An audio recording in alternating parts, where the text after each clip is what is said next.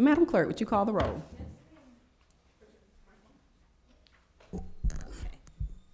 Mayor Sarter, Present. Councilmember Messick, Present. Councilmember Fox, Councilmember Cameron Dixon, Present. Councilmember Alfred Dixon, Present. Councilmember Kearney. Let the record reflect that we have a quorum, and on Mayor Pro Tem Miller. Let the record reflect that we have a quorum. Absent is Mayor Pro Tem Miller, Councilmember Kearney, and appearing video teleconference is Councilmember Alfred Dixon, due to being outside of the jurisdiction.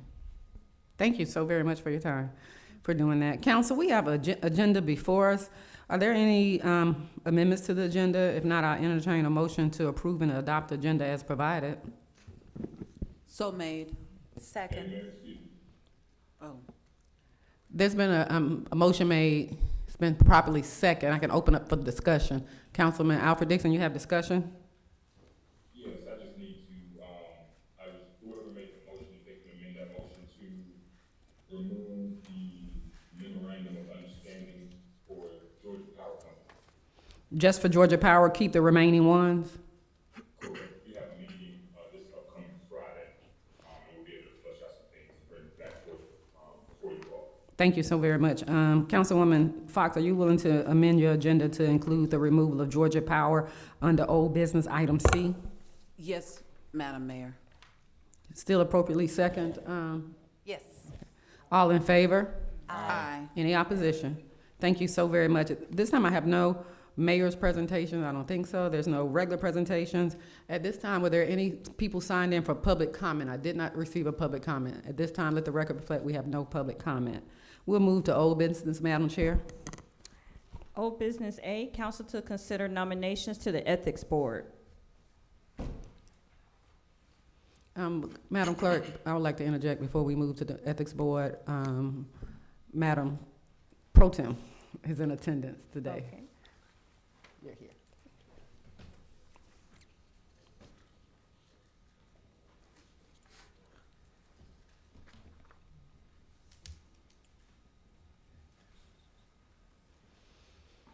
Okay, thank you. We can go to old business, please. Old business A, council to consider nominations to the Ethics Board. City Manager, you want to do this one? Yes, ma'am. Good evening, Mayor and Council. Before you, you have an application for Ms. Althea P. Hussey, nomination for the Ethics Board. She has completed the application. We have talked with her, and we are pleased to present her for your consideration for nomination to join the Board of Ethics. City Manager, is she what tenure is she fulfilling? I'm sorry? What tenure is she fulfilling? She is fulfilling the available seat for that Councilwoman Kearney had. So it'll be the one for the one unfilled position that we have. Okay, so has it been determined if that's the 1 year, 2 year, or 3 year? No, ma'am, that decision will be made once the board convenes themselves. They need to convene themselves and assign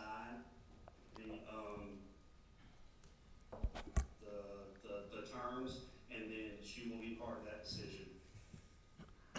Okay, that wasn't my understanding, but Attorney Wiley, do you want to speak to it, or we just want to move forward with the nomination? Madam Mayor and Council, I would recommend that you all hold off making this appointment until the next meeting.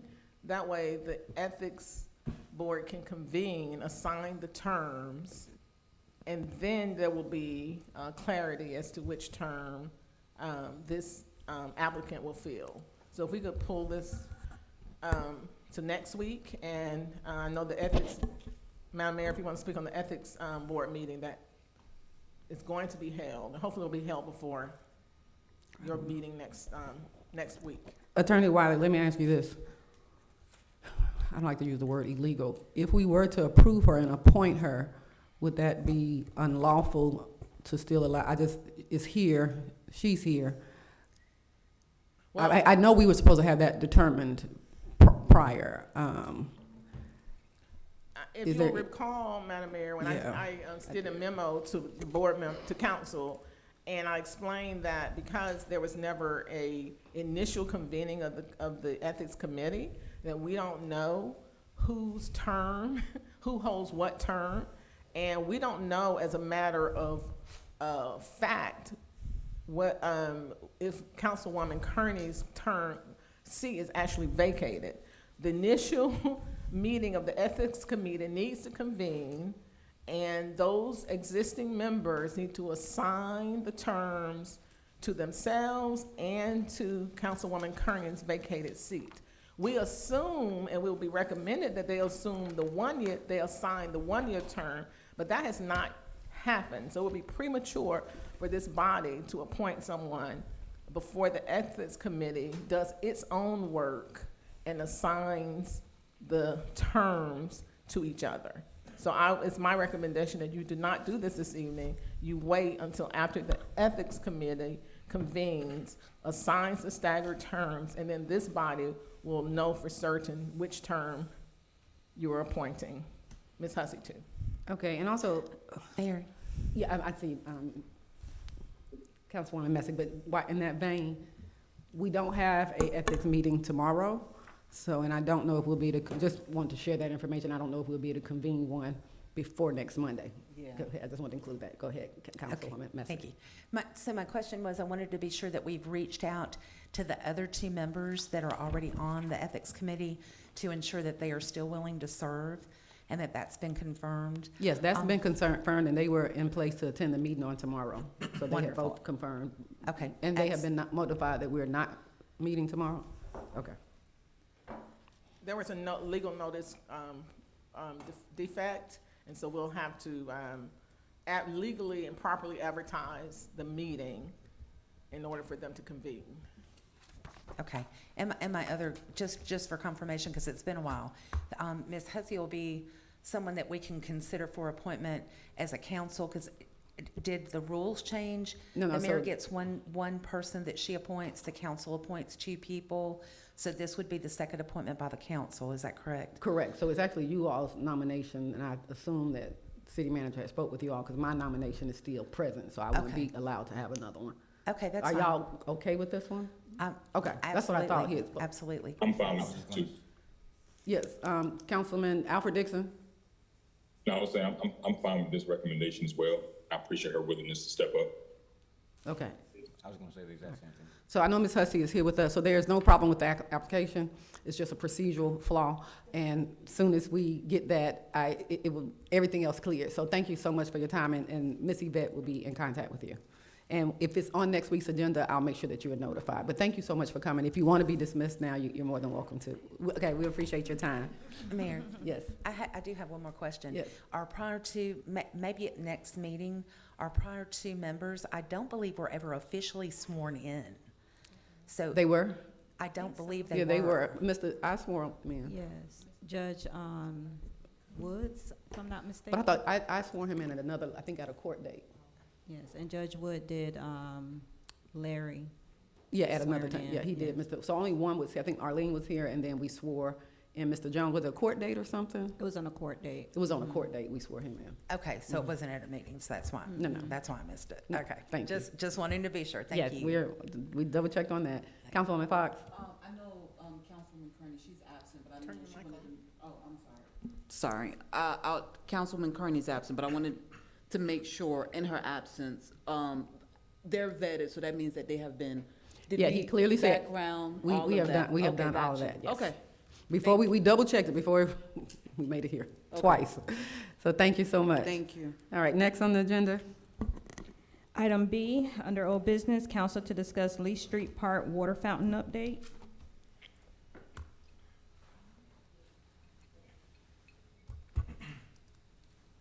City manager, I believe this is you. City manager?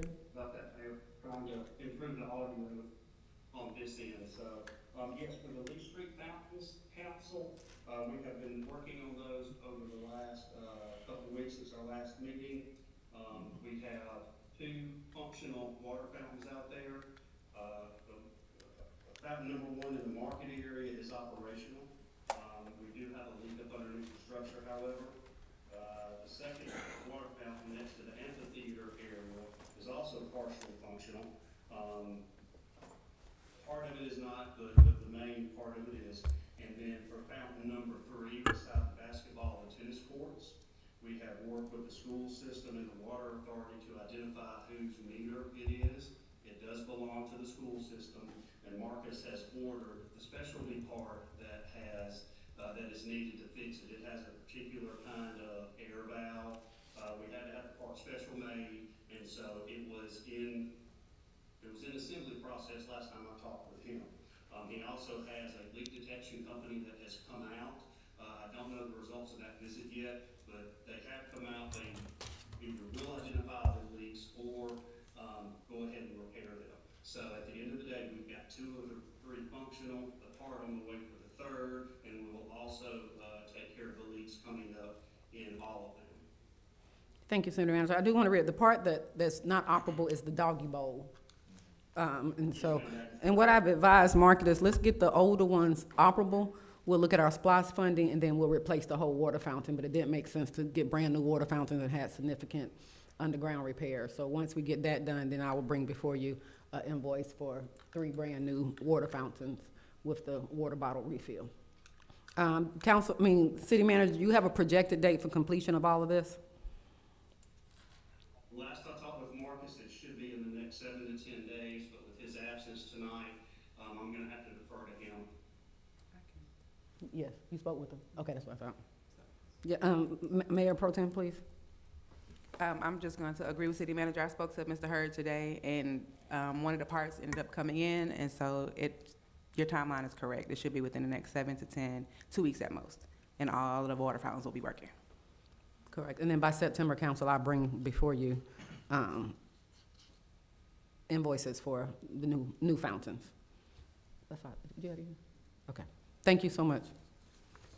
Next on the agenda. New business, item A, council to discuss conditional use permit application number 26 CUP 002, submitted by, We need to do city. so No, C was No, we didn't C strike was all of C, removed. we just struck Georgia Power just the aspect power of that. section, Mhm. okay. Let's see, council to consider approving MOU, memorandum of understanding with Truist Bank, Clayton County Public Schools, and Clayton County Public School Foundation to support implementation of the Jonesboro Education Trust Pilot Program.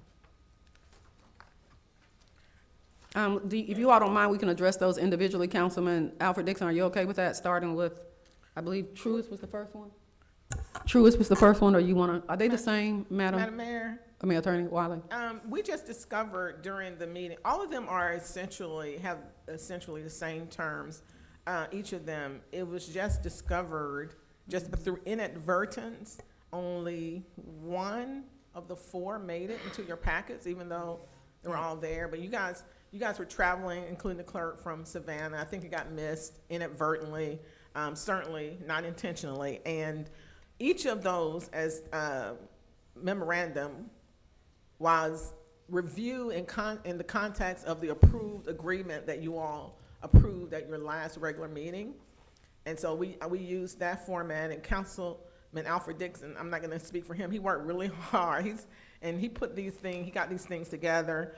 My work involved just making sure that the MOUs did not conflict in any way with the program outline that you all approved, and I'll let him take it from there. I would suggest that that you all let all 3 of them be on the agenda for next week. The other 2 that got just inadvertently left off are materially the same as the one that made it to the agenda packet. And Attorney Wiley, thank you so much for helping out for the cross. And like Attorney Wiley said, last month we approved the framework of the Jonesboro Education Trust, and tonight is just about approving those partnerships, or not approving those partnerships, but discussing those partnerships. I did email the other 2 MOUs to you all, so y'all, it should be in you all's inbox. It's the Clayton County Public Schools MOU and the Truist MOU that's included in the email.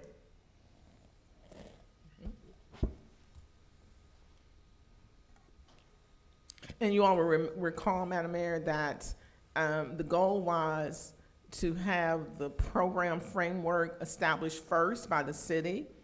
That allowed Councilman Dixon to take that approved framework to the prospective partners, and having those collective partners work together to operationalize the program. Any questions? Councilwoman Fox? Want to make sure that I'm understanding correctly. We haven't spoke to the partners yet. This is just a framework to get permission to go take it to the next level to speak with them, correct, Councilman Dixon? No, so we have spoken in great detail with the partners. Okay. Great detail with the partners. We have our last meeting with Georgia Power that got rescheduled, due to us being out of town last week, got rescheduled to December.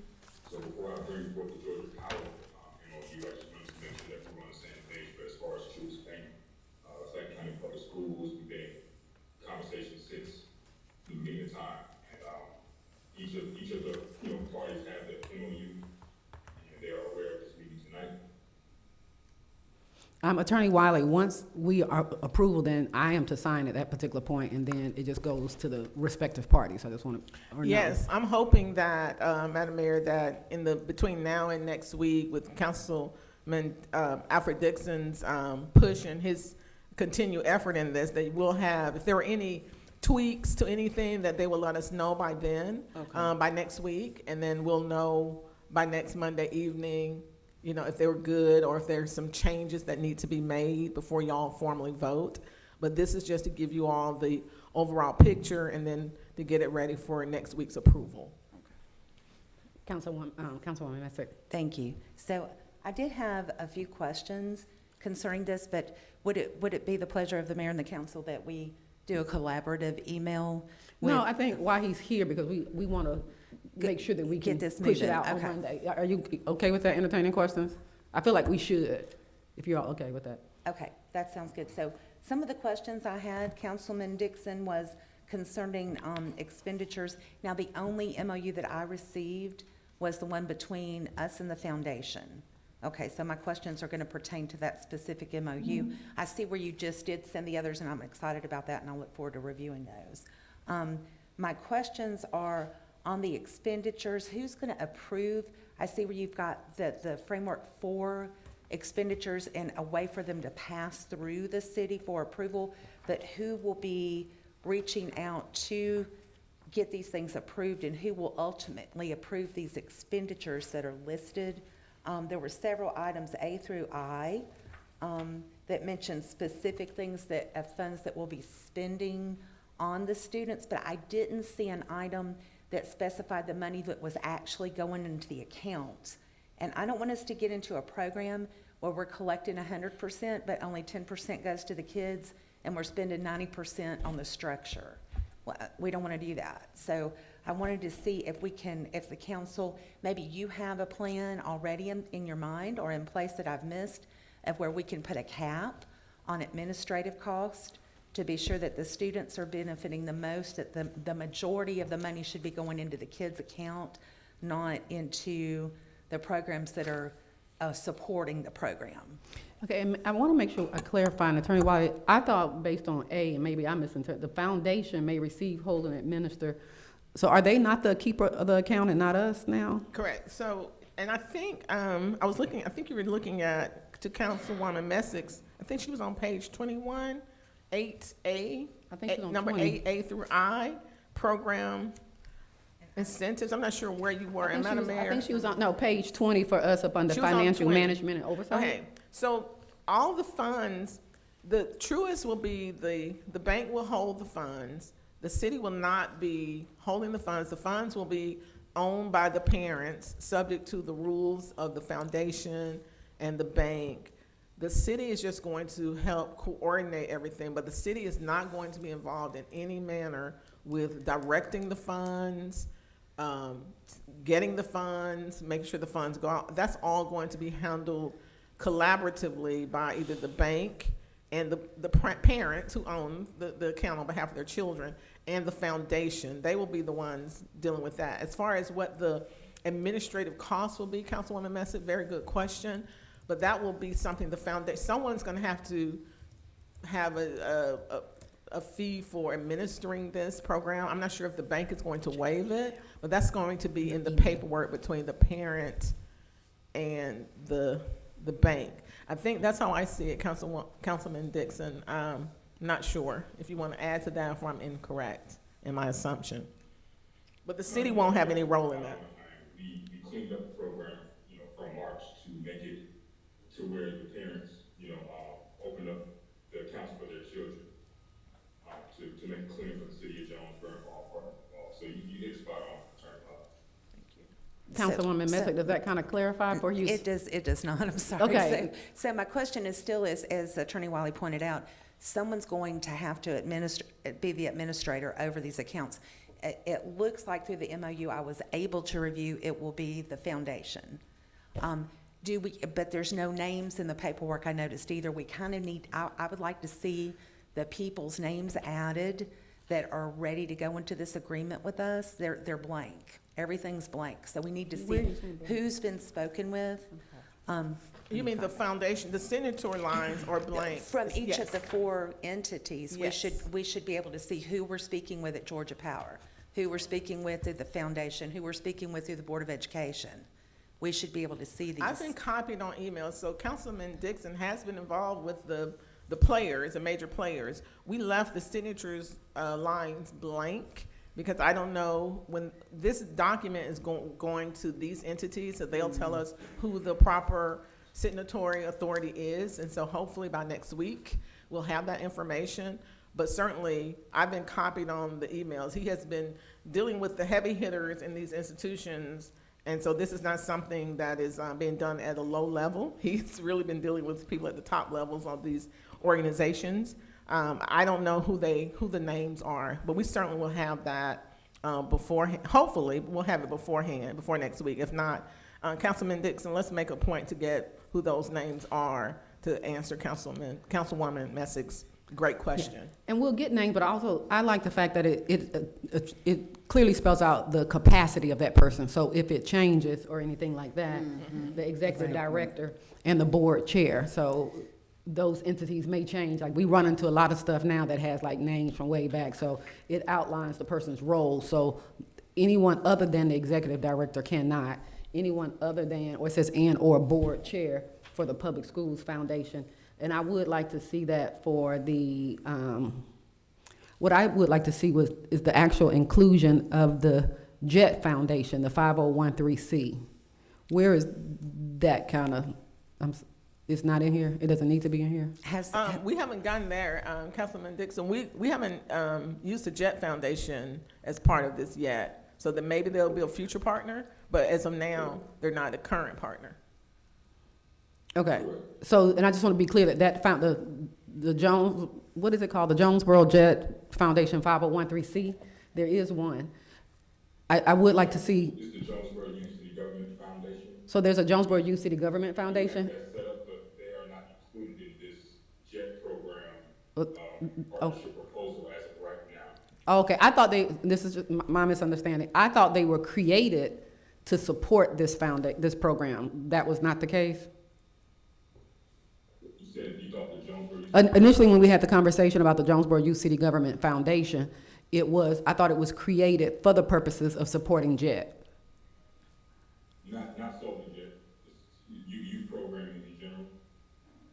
Okay, so we'll bring that back by, okay. If he wants to bring them in as a partner, that would Okay, be that's if he separate. will, okay, so they're Yes. not, okay, that They're was not my a part misunderstanding. as of right now. No, Thank ma'am. you. Councilwoman Fox? Thank you, Mayor. So, and you may have addressed this in a Truett memo of understanding. I haven't read it yet, but what if we have parents who are, I'm sure there has to be some requirements that the bank sets where they're able to open up bank account.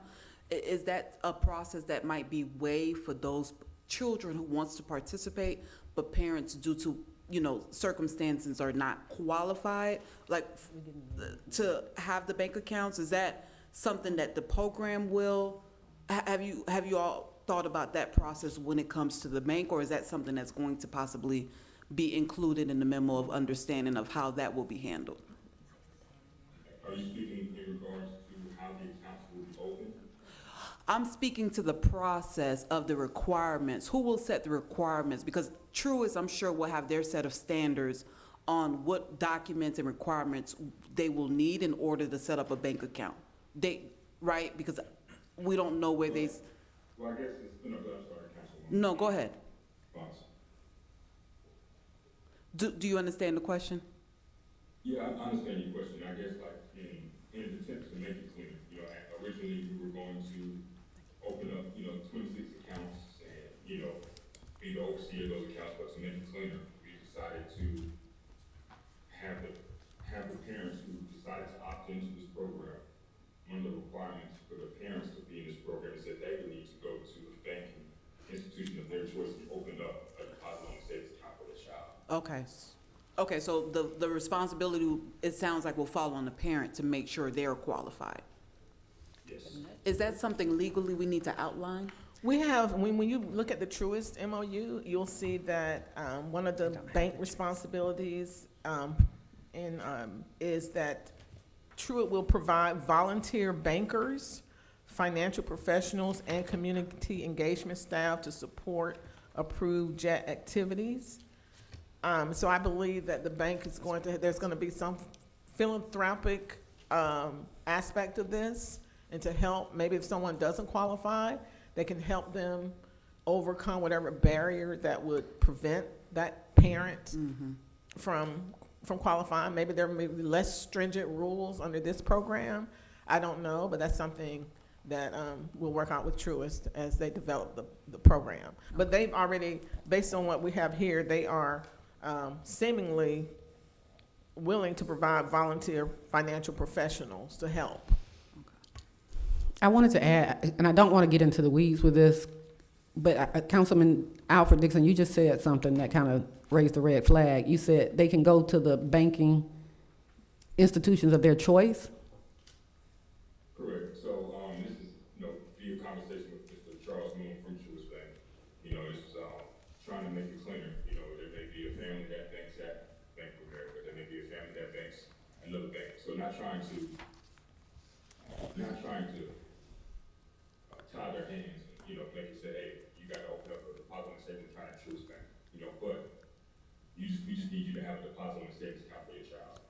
And so, and again, I don't want to get in the weeds, and this is definitely not to stop this, but to me, that sounds very different than what we originally agreed as a council. That I thought everything was established at one bank, so it seems as though we're giving them the money to take to a bank. How are they going to get the funds? Like if I'm a parent and I open up a bank at, I don't know, Bank of America. If y'all can just take a moment to look at the framework that we approved last month. Yeah, I don't recall that. To the process of the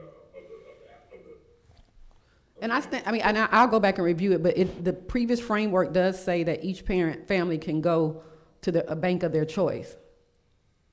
Well, I'm sorry. let me, yes. Madam Mayor, so the city is not providing any money. Let's just be clear. So no money will come from the city.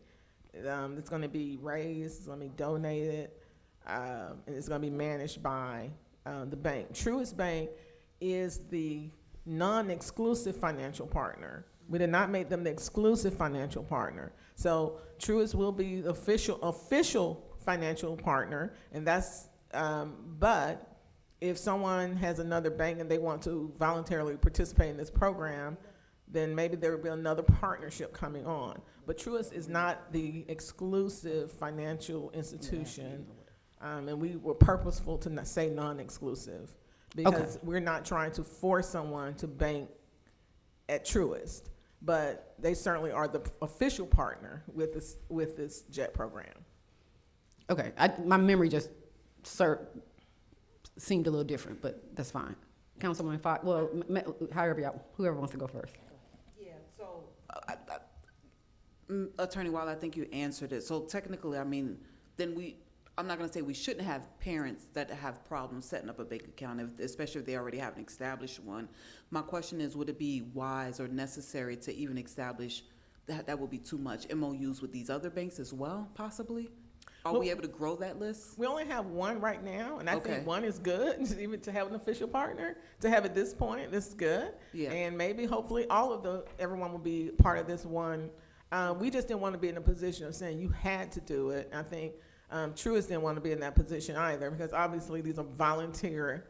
No one can force you to go bank a certain place. And if they want to be a part of the program, and if Truist is the only one that's offering it, then the parents have a choice to make. So ultimately, it will be the parents' decision, but they won't be forced to do it. It'll be a voluntary thing. I think that's the ultimate goal, to make sure that no one is forcing the parent to choose a particular bank.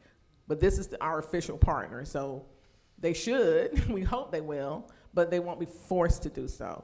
I don't know if we can speculate too far down the line about other banks. I think that would be a very good problem to have. If Councilman Dixon had 3 or 4 other banks at one, I think he would love to have that problem. But we're starting right now. We have Truist, and who is agreed, and that's a wonderful thing that Truist is doing for the community.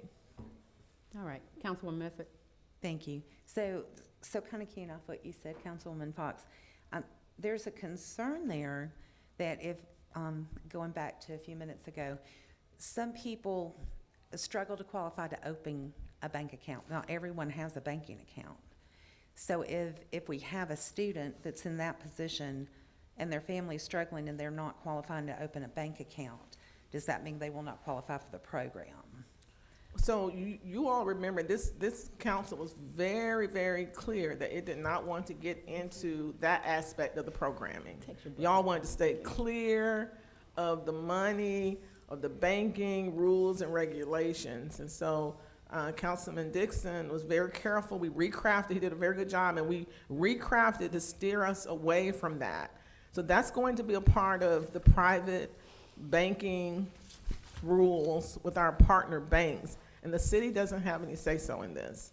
Okay. Because you all didn't want to. So then my next question would be, and probably Attorney Wiley, you can help me with this, under independent entities, where it says nothing contained in this MOU shall be constructed to create a partnership, joint venture, employment relationship, or agency relationship between the parties. Correct. So how, can you give me some clarity to explain, how do you have an MOU if you're not partners? How does that work? We're not partners in the sense that if something happens, if Truist denies, if someone doesn't meet their standards, Yes. right? The city can't be held responsible for that. In the same way, the city can't force Truist to accept something that we're saying, you have to do this, you're a partner, you're agreeing to do this. This is a voluntary, cooperative arrangement that's gonna work I see it in a very circular fashion, with everyone working together, but no one is going to be able to tell another person, or no entity is gonna be responsible for the actions of the other. So everyone is gonna be operating within their realm, working for the good of the program and the student. Okay. And anybody can get out of it. So this is something at any time, you all can see that anyone can exit the program as well. So they're not bound to stay in. This is strictly voluntary, which is the best way to do it, because if you don't have to do it and you're here, it's because you want to and you believe in the program and you really, really want to help the students. Right. So I think my last question would be, in instances, back to what I was saying at the beginning, there are going to be administrative costs, but there's also going to be, I remember the original structure of this had a lot of classes involving the parents for financial, a lot of community engagement requirements, prizes for the students, things of that nature. So say the city is sponsoring a community engagement event, how would we go about getting the money for the prizes if we're not putting any money into this program? Do you see what I'm saying? The cost of the program itself, there has to be clear path to, if, say, Georgia Power, let's not say Georgia Power since it's already involved, let's say Southern Bell since they're not around. Southern Bell gave us $50,000. Okay, we want the majority of that money, of course, to go to the students, but then there's these other things that are requirements for them to get certain amounts of money deposited into their account according to the program that was presented. So how, say, Mr. Dixon, Councilman Dixon comes up with this really nice community engagement event, but it's gonna cost him $2,000 to put that on. How is he gonna get that money?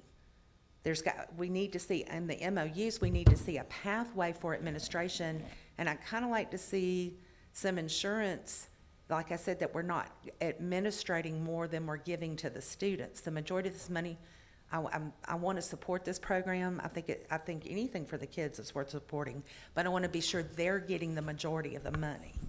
So you all decided you want no role in the money.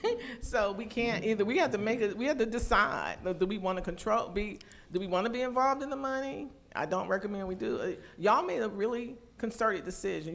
These are valid concerns you have, but that's not the city is going to be involved in. So if Councilman Dixon has a community, some kind of engagement, it's worth 50 points if you participate. That 50 points is going to translate into some money because the foundation and the bank, so it's gonna be that kind of interaction. The city is not gonna be contributing to it financially. So I don't know who's gonna pay for the programming. I don't know that. That's something that can. Yeah, Okay. and I'll just say this, like the prizes and things like that, I don't think that's something that we have to get into. If we have an event and we're gonna have prizes, just like we have our kids day, I don't think that we'll bring that from a line item, just like we would any other event or But partnership at that point, the yeah. attendance and participation will be the points too for that student to get to the cash. So that participation, that certificate will translate into Transfer. money, but the city's not involved in the money at Yes. all. So Mayor, that means if we are purchasing prizes or things at events, then we won't be reimbursed from the donations. Not necessarily, I mean, and I don't want to kind of get in the weeds of that, but it's definitely a foundation, definitely a allowed expense. If he chooses through his initiative to support this and has the necessary documentation for reimbursement, then that's fine. If I choose to say, I'll provide an incentive for said program, and I have the appropriate documentation for reimbursement, that would be appropriate. But as far as the city having a line item that says, we're gonna give $1,000 yearly toward the jet, no. But that doesn't mean that indirectly and through events and programming and the use of our initiative funds, we cannot support this programming. Okay, all right. All right. Madam Mayor? Councilman Dix, I'm sorry, does that accurately? Yes, it does. Okay, perfect, okay. Attending, I think in the truest, MOU, Councilwoman Messick, section 5, signature financial literacy experiences. It kind of speaks to some of the things that Truist will be engaging in. Take a look at that. Such experiences: founding scholar, family financial empowerment night, banking on the future experience, pathway to home ownership workshop, community wealth and legacy summit. These are just some examples of some type of community focused events that Truist will partner with us on for the JET program. and Madam Mayor, even, there might be some events that won't cost anything. For instance, I can envision attending a council meeting could be worth some points. And it costs nothing to have the kids sit and watch you all do your civic duty and you run the city, and that, but that's gonna turn into cash for them that they can turn in to the foundation, and they get points and they get money into their account because they engaged and participated. So not everything that the city, there can be some free things that the city can do to foster the accounts being replenished with money or deposited with money. Again, if there's no further questions, is there for approval on next week, and then once approval is made, then I will sign off and we will pass it through the necessary people for signature. Thank you again, Councilman Dixon. Thank you also. Next on the agenda. New business A, council to discuss conditional use permit application number 26 CUP 002, submitted by Reginald Ransom. The request is to operate a vehicle sales lot and office on a portion, of the property. The property is located at 249 North Main Street, Jonesboro, Georgia, 30236. Tax map parcel number 13240B A005. David, thinks it's your first time back to the mic. Yeah, Welcome 2 back. years. Yeah, good to be back. So this is the white brick building just up the road a ways, next to the blue building and roughly across from where Swint's Hardware is, Feed and Seed. As the clerk said, the applicant is proposing to have a vehicle sales lot on that same property where there's already a mixture of other businesses. This does require a conditional use permit to do so.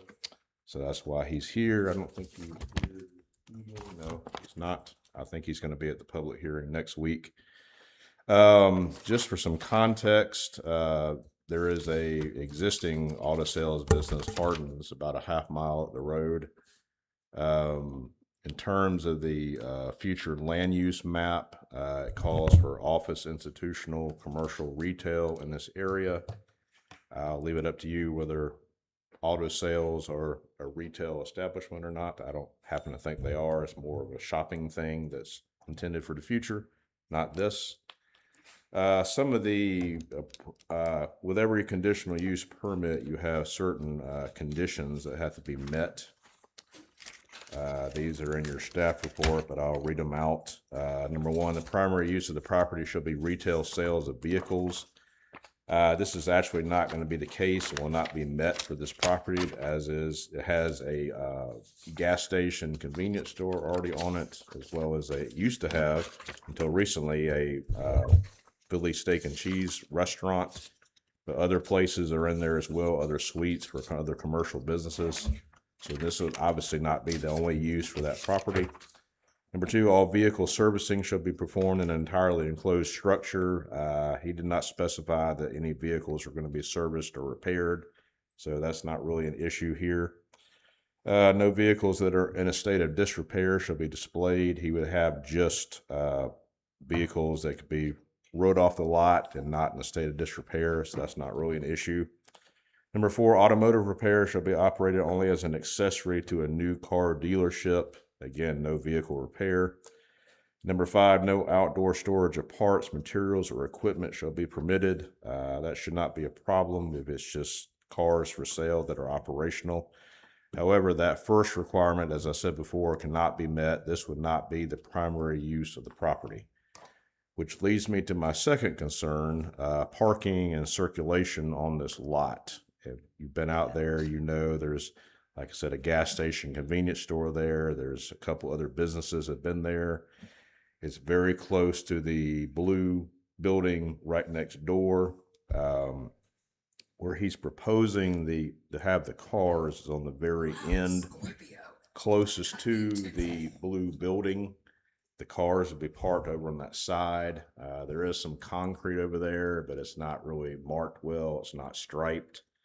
There's some bushes and things growing in the cracks in the concrete. But anyway, it's not marked out as far as what the circulation would be next to the building for these cars to be parked and for vehicles to be sold. So there is a concern there of, it's already a tight lot. It's got lots of uses on it. I'm really concerned about how the cars would get out once they're sold or new inventory is brought in, with it being kind of pinched right there between the blue building and his building. So that is a good concern there, which is one of the main reasons I'm recommending for denial next week. He stated his initial inventory, I went out there and met him. He said it'd be about 5 to 7 vehicles for now. He did have in his letter of intent it possibly growing, if he's successful, to 20 or 30 vehicles. There's no way you could accommodate that much out there.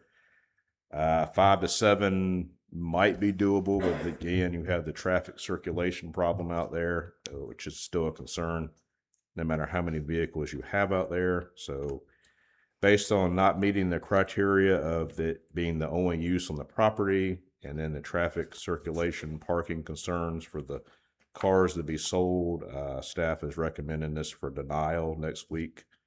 I'd be happy to take any questions you might have. Council, any questions? We'll have a hearing on next week. Councilwoman Messi? Just a few concerns too. I'm glad you pointed that out. I've seen some conflicting numbers in the paperwork. So in one Yes. place it was 20 vehicles possibly, and another place it was 10 to 15. Yes. Parking spaces alone will Yeah. not accommodate that. And also I was concerned with the fact that he said it will be a buy here, pay here lot with the vehicle prices ranging from $3,000 to $15,000. And those cars are going to need repair. There's nowhere to put even a emissions tent to do washing and repair over there. Right. I just wanted council to consider those things as well. It just doesn't seem like, and two, I know in our comprehensive plan, it's not for that area, and I'm sure we're going in the same direction. I know we're working on the plan again, but to the best of my knowledge, that's not something that we were trying to target over there. Yeah, we're looking for nice offices, nice retail, nice restaurants over in that Yes. area. And, we already have Hardin's up the street, which has been there a long time, which is grandfathered Would love to in. encourage him to do a little maintenance to that parking lot as Right. it stands. Right, right. So, thank you. Thank you. Anybody else? Good to see you. Thank you so much. Thanks. Mayor, Yes, sir. Councilman A. Dixon. yeah, I just wanted to say again, welcome back, David Allen, and thank you again. I believe the recommendation definitely aligns with the long-term vision that we have of the Gateway District, so I appreciate you. Thank you. Thank you. Next on the agenda? Next Item on the B. agenda? Council to consider creating and funding a dedicated communications and public engagement coordinator position. Potential funds to come from contingency or personnel savings. Councilwoman Fox, do you want to take this? Yes, thank you so much, Mayor and Council. I would like, I think many of us have echoed the same thing. We're a growing city. We're a very active council. Oftentimes, information is coming from us. We're a group of 7. We have our amazing staff who is keeping up. I think who's doing a fantastic job keeping up with our demands, but we also recognize that our amazing staff wears many hats. So I think we're at a place where we're growing, which is awesome. We're growing to a place where we probably may need just a dedicated, not may, but do need a dedicated personnel specifically that has those qualifications, and that can elevate to where communication that come from the dais in different departments are branded and the brand is protected with our Jonesboro look. Oftentimes I may be doing an event, Councilman Dixon, Messick, all of us are doing different events, and that those flyers look differently. Not saying that they have to look the same, but I think having something uniform just signifies unity, signifies collaboration, and it just elevates us to a whole nother level as a whole. So I definitely agree with you all. I do want to be clear in regard to even getting a communications and public engagement coordinator. Graphics still may be something that is, sent out for someone. We are in the process of, Boo gave me the iteration of our current, I'm losing my words today. What do you call it? Blue, what did you give me with all the jobs? Our current organization chart. And so I definitely think that we need this one.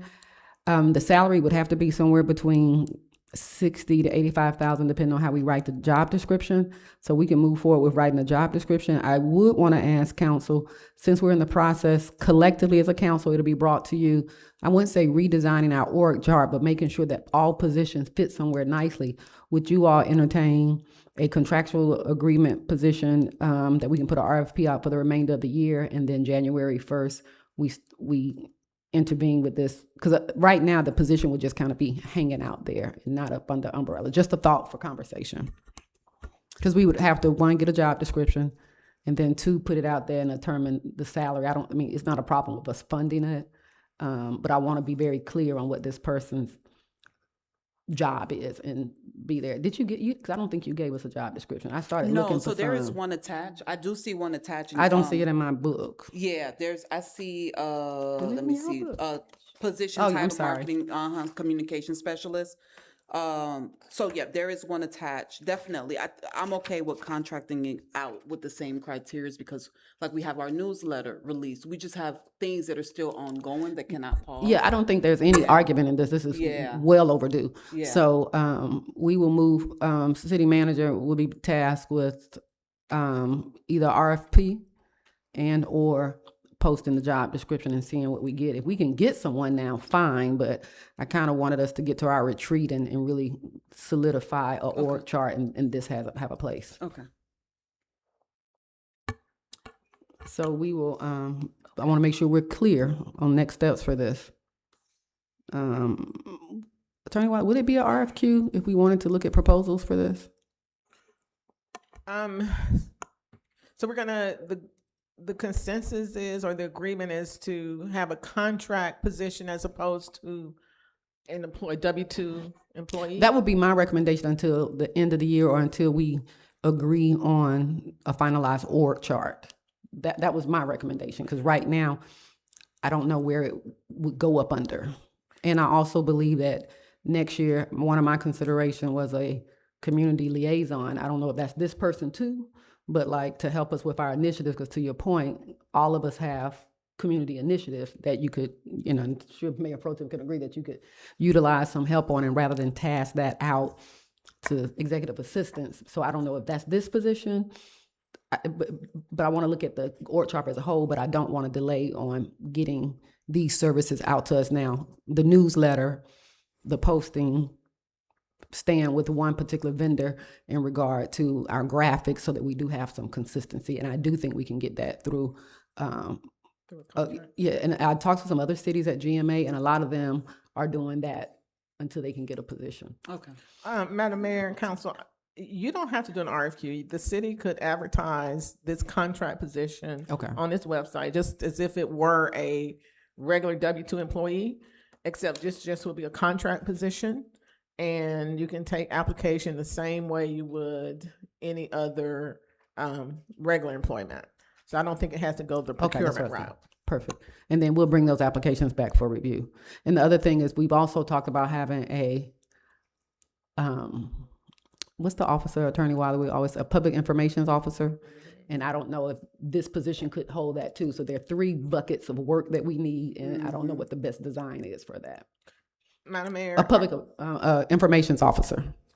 Are y'all adopting, I guess it's on, what's this, pages 109 through, is this going to be 111? Is this going to be the job description that's posted? And the salary, y'all gonna determine what the salary range is before y'all start posting it? Because And it's that's still what I was gonna TBD. ask. It's still gonna be a contract, still gonna be a salary range. It just will be a contract position, no benefits, no employment benefits, just a straight up contract, 1099 arrangement. So I don't know if you all want to clarify that information now. Council, do you all mind if we do some email correspondence? I have no idea what, anybody can estimate what a contract position would look like in hours and things like that. Do you have that? Yeah, I think about 85, especially if we add a few others, because the tasks that you just mentioned, they all they're married to one another. Especially someone like an information to keep up with. We have some possibly outdated forms where they can be responsible for all of that, just kind of making sure our forms are up to date as information and personnel changes or information changes on that form. So I would range closer to the higher end to include some of the positions that Mayor just discussed. And we would have to just clearly outline what those positions are, what those job descriptions are. Council, would you all like to do discussion now, or would you like us to work on it and get it back to you this week? The only one I would add would be some elements of a public information officer in regard to like press releases and things like that. I think that's the only thing I would want to capture. If there's anything else, yes. Okay, thank you. Councilwoman So, Massey. some of my questions on this position, we need to discuss where the funding is going to come from, no matter what, if it's an employee or if it's a contracted entity. Also, or if it's going to be, it definitely sounds like council's leaning toward full-time. So we need to look at that as well, and kind of go over some of the qualifications. Maybe if our city manager or yourself have time to look at, I like the outline I think we need to look at, like, we need somebody that's very experienced in multiple AI platforms if they're going to be handling communication, Okay, and that they're able to manage and spot things that are positive and negative. Yeah, So so- that if they're, as you're saying, a communications officer, we need someone that is very capable Okay. of discovering Yeah. those things. So I think that needs to be added into the qualifications. I don't purport to be a specialist, and I don't think any of us are, which is why I feel like contracting out with a communications company or firm that does this and getting references from other municipal governments may steer us in the right direction. Yeah. Um, And maybe we can get some, we can do some research and find out the salary range. so I thought I heard us say we would consider a communications firm through a contractual agreement. That's what I thought I heard. Right, yes, ma'am. So not a full-time position yet until we can devise our, that's what I thought I heard. Right, Are right. y'all So okay? but we definitely want to kind of fill out what we're looking at price-wise, so we can figure out if we're going to do this, like, say, within the next month, we need to do a budget amendment to see where that money's Yeah, going to no, come we'll from. do that. And then we need to find out moving forward, we need to always look a little bit forward and see if we decide we're going to stay with a firm, or if we're going to if this is going to be an employee, we need to take that into budget considerations. I think all looking of- at budget talks everything going that you're forward. saying is exactly what we would do. I think at this particular time, if we're going to go out and look for a firm that does this, and I know other cities, there were some at GMA, then I think part of that is them coming back to us, providing for us their fees and their services. I don't want to tell somebody like, hey, we're only gonna pay you $5,000, and then we get, I have no idea. No, Mayor, but I think looking at the firms and getting a general idea of what the standard is. Well, I think that's gonna be what they return back to us in their package. It's like, it's what they're gonna give back to us. So I'm Right. gonna design this, put this out, as the attorney said, and see the proposals that we get back in. Okay, And so go from we're there. not, we're going to do it as an independent contractor, not as a RFP, is that correct? Correct. That's what I think is the easiest and makes the most sense. Okay, So you ever Okay. seen like job descriptions on LinkedIn and it says contract? okay, That's what it thank you. Yes. Mayor Pro Tem had her Oh, hand yeah, I'm up, so I would sorry. like for her to go first. And then in that, I can- want to also just determine, like, I just need to think through, do we need to require on-site days, virtual, so those are some things we need to work through. Yes. I'm supposed to say something Thank to me. you. Okay, so I hear the multiple hats and the different things that we want them to do, and I guess my question with the contractual services with a firm is, will they be able to get into the weeds of what we need them to do? Like, I just, tried to do a quick Google search, shame on me, while we were talking, and some of them just kind of like they do broad services, and so I just wonder what that relationship would look like. I just want to make sure that we're getting something that can work for the uniqueness of our city and how we engage with our. I think we won't know Fees. until, are you all okay with us getting out and seeing what we get back? And then all of us looking at it and determining, does this meet our needs? I can't speak to, I know some cities specifically that use communication firms solely and have been very pleased with it. Okay. Our size, smaller and larger. Well, don't get much smaller than us, and so that's why it even gave me the idea, let's look at a contractual service, learn through it, see what we need, and then at the same time, develop our org chart that we want to go into the budget season with. That's my thoughts. Can I? Yes. So Mayor, there's pros and cons on both sides, right? So the pro side, if we go with the independent contractor, is that we're hiring a firm, so the firm may have a photographer. They may have different services that's included within their entity that we'll be able to tap into as part of those services. The downside is we may not get information as quickly as we would like or have a dedicated person that each of us, we may have to have one dedicated person from our side to communicate versus them dealing with 7 different personalities. That's the con side. If we did a W-2, then we have a dedicated person in-house where the mayor within her administrative powers can kind of, I don't want to use the word control, but manage a little better, and we'll have direct access where we can just kind of pick up the phone or send a quick email or even stop by the office to say, hey. So maybe with the firm, part of the proposal could be that we would require in-house work From a dedicated person. several times a week, like we do with our finance director. that can be part of that. And I think from the one that I talked to, each firm that I had spoken with, other city municipals, they had a dedicated person with the firm. It's just like having an attorney that's with a larger firm, but we have our dedicated. But we can consider that, and we can look at what we got, and at the same time work on a job description that we feel captures all the supplemental things that we want. I mean, at the same time, like this, I just feel like let's start in this direction because I feel like it's an immediate need. And at the same time, the city manager can move forward with providing with us a job description that can look into some of that PO information. Madam Mayor? So is there do we have, yes. We don't have to, I was gonna respond to the Mayor Pro Tem's questions. Before the contract is signed, so if there's anything in the contract where you want to see some of the things you're talking about, the more direct, you'll have the opportunity to do that because this council will have to approve the contract and you'll see it. So if there's some specific information you want to see in there, some specific duties, we can certainly add it into the contract.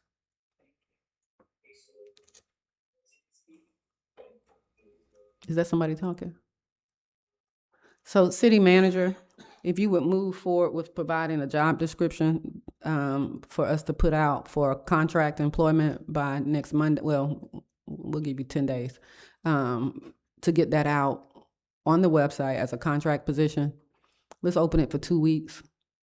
And then at that time, Maria and I will work on a more exhaustive job description for you all's review.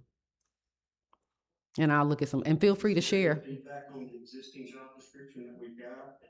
Yeah, I gave it. Or we'll really do that next week? No, we asked, there's some elements of a information officer that we wanted to add and a few other things. All right, and then council, if you all come across something or a model, just share it. Maria and I will work on the actual job description for a full-time person. All right, thank you so much.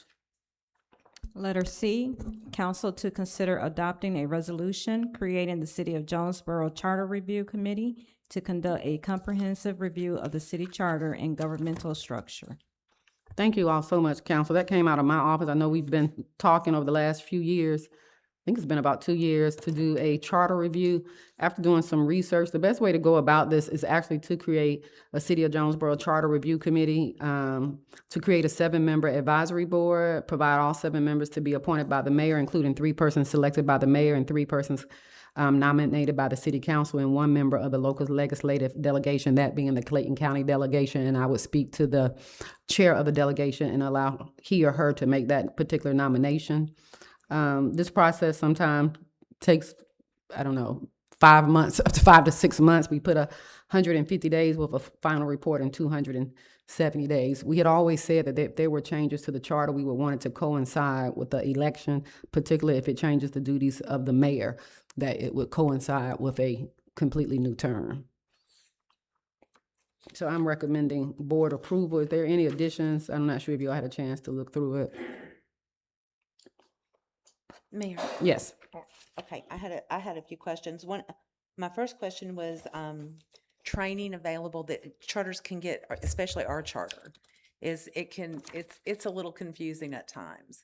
Are there training classes available for the people that would serve on this committee so that they when they dive in? Attorney Wiley and I I'm gonna let you. We talked about that. So there are a number of ways we can do that. Source, I can help be a resource. We can bring in some folks from GMA who can be a resource to talk about the various forms of government so that the committee can understand the options that they have before them.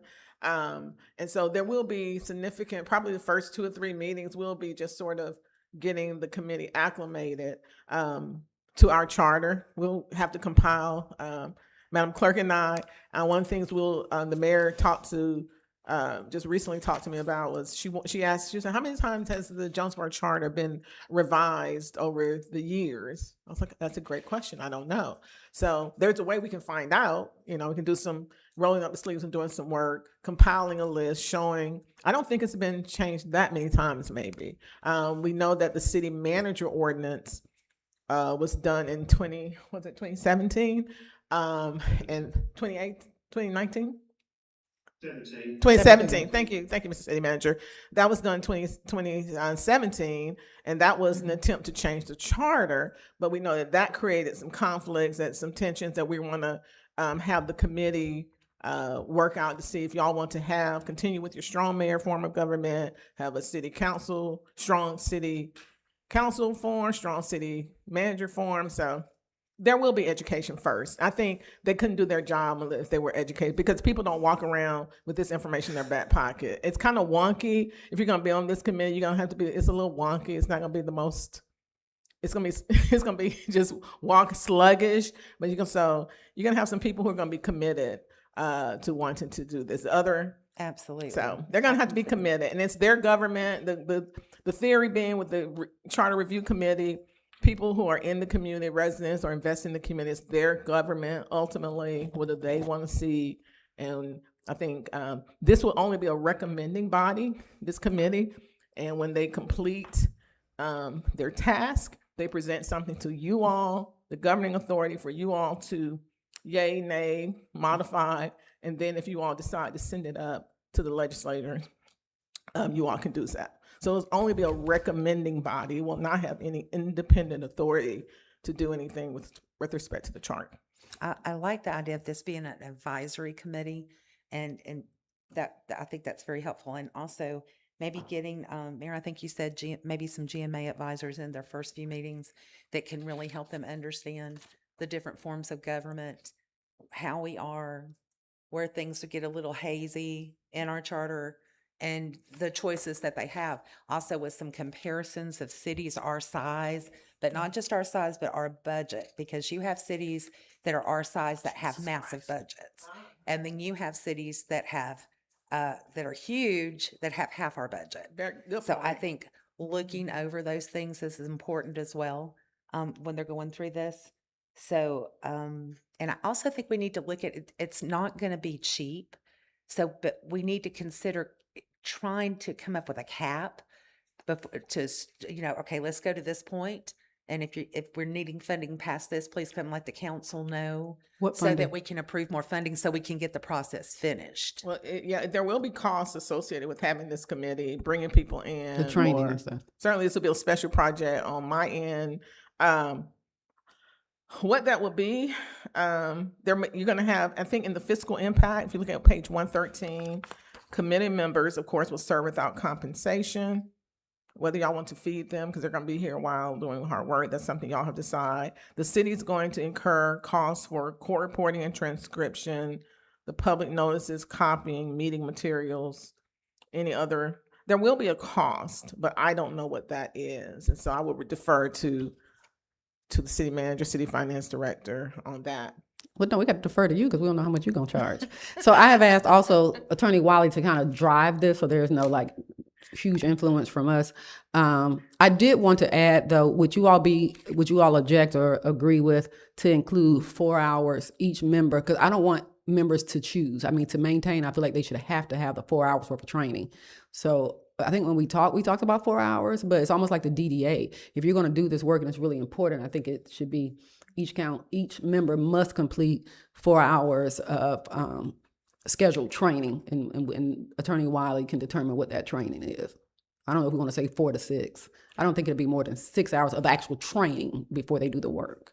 4 hours seems to be sufficient to just orientate everyone to what the forms of government are in Georgia. The 3 recognized form of government in the state.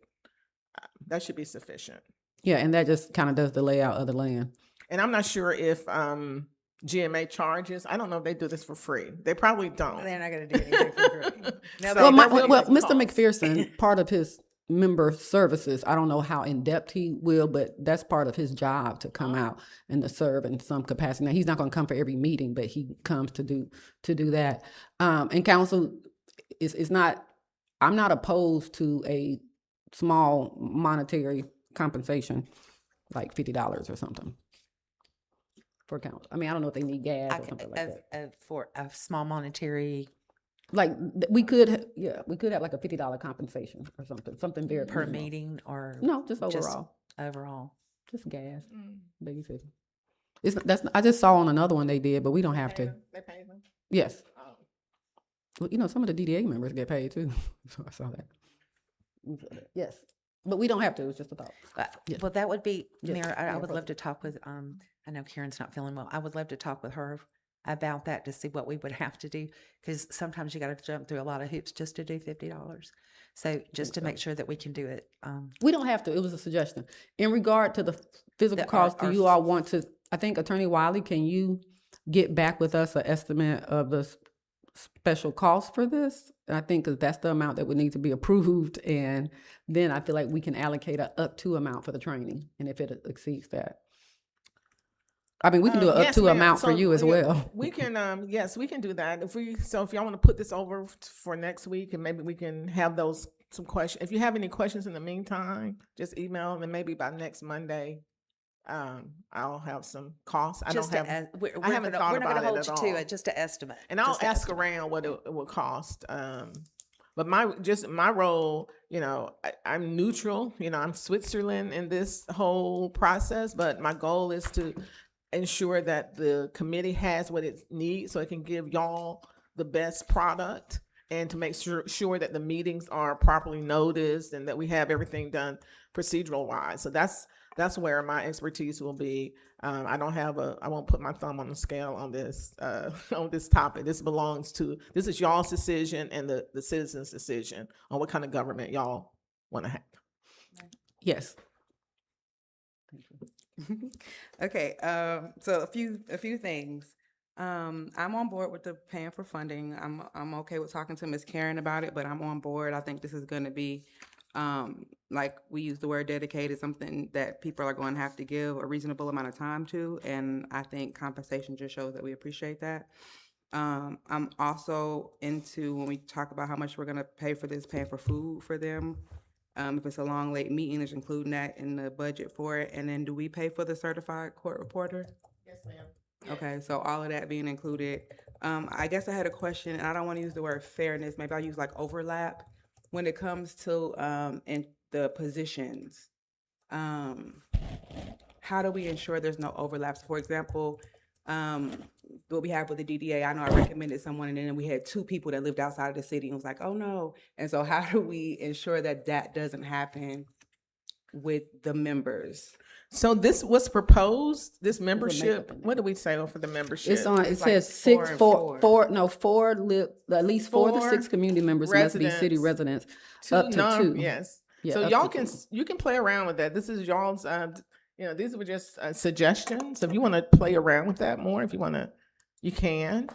And when you say overlap, you mean just having the same person serving on this, I just don't want us to come, like I mentioned before with the DDA, we both came with somebody who lived outside of the city limits. And so I wouldn't want us to come and have, the council have 2 people that have a resident that's not a business owner, then the mayor and so I wouldn't know how to. yes. This is a little different because it says up to.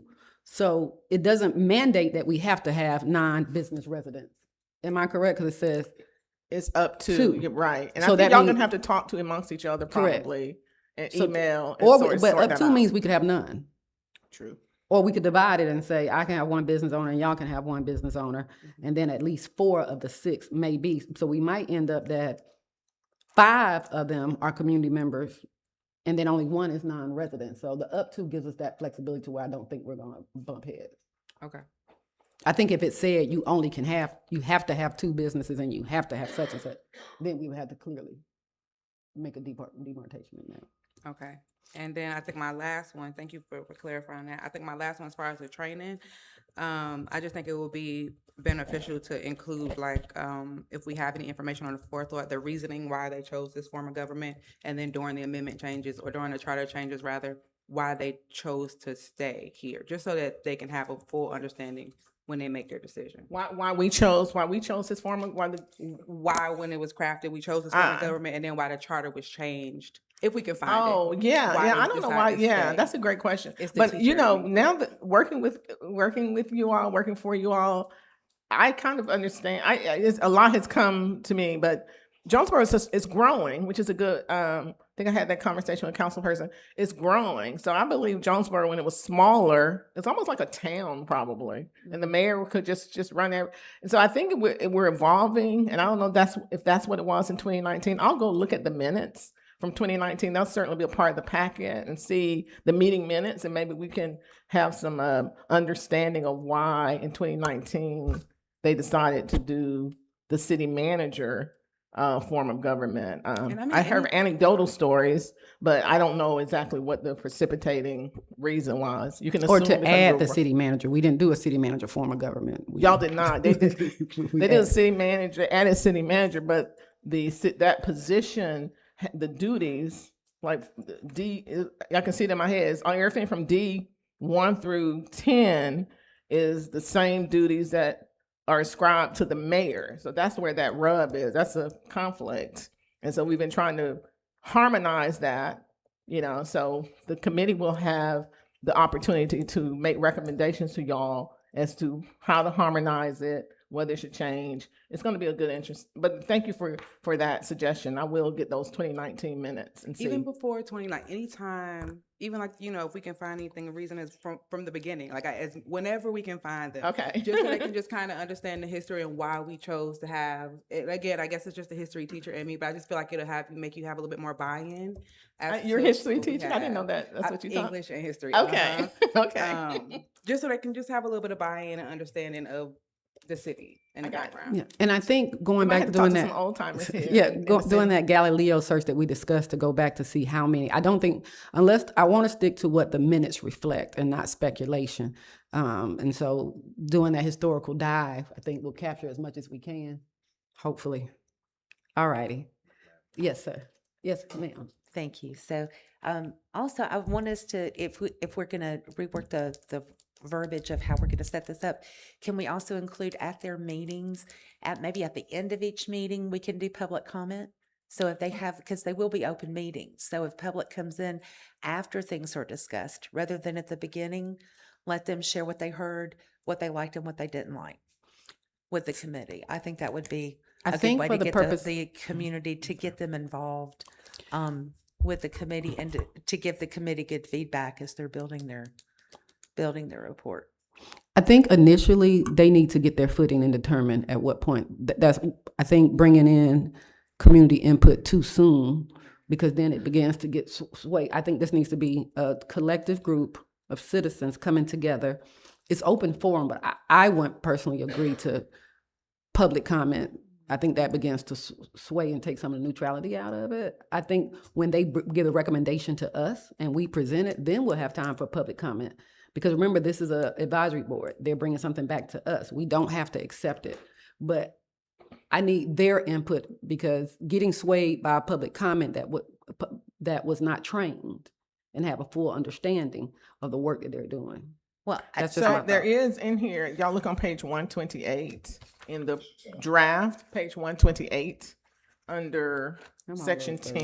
10, that says that an opportunity for public comment shall be provided at each regular committee meeting. I don't know if that needs to be changed to may be provided instead of shall. Please, That way, if there's not an opportunity, let's say it's just a training session and not, so maybe that should be may, but I think the rules contemplate, to your point, the committee at some point hearing from the public, but to the mayor's point, I mean, this will be up to the committee. But can the sorta. committee determine when they are ready for public comment? So can we change that for the committee shall determine opportunity for public comment? Instead I of don't know how just I missed changing that. shall to may? Yes. That's my So recommendation. okay, so whatever the will of the body is, so. I think that's a What's your- change, and then the 4 hours mandated training. Mayor, Oh, I forgot about that. I'm sorry. Mayor Pro Tem wants to entertain compensation if we can do the discovery to see if it's appropriate. Okay. What would y'all like compensation at? I was just thinking like, look at it.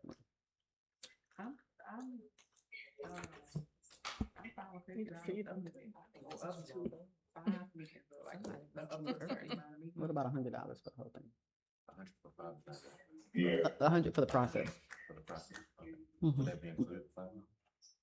I mean, like, however, they might be more. Okay, I'm sorry. Yes, Councilman Alfred Dixon. I'm so sorry, we all I'm engaged. up here and I can Councilman hear a word Dixon, y'all said. Alfred. I just appreciate the dialogue today. In regards to the public comment section, was y'all looking to remove the public comment section completely? No, my recommendation was that we allow the committee to determine, public comment or inclusion of public comment.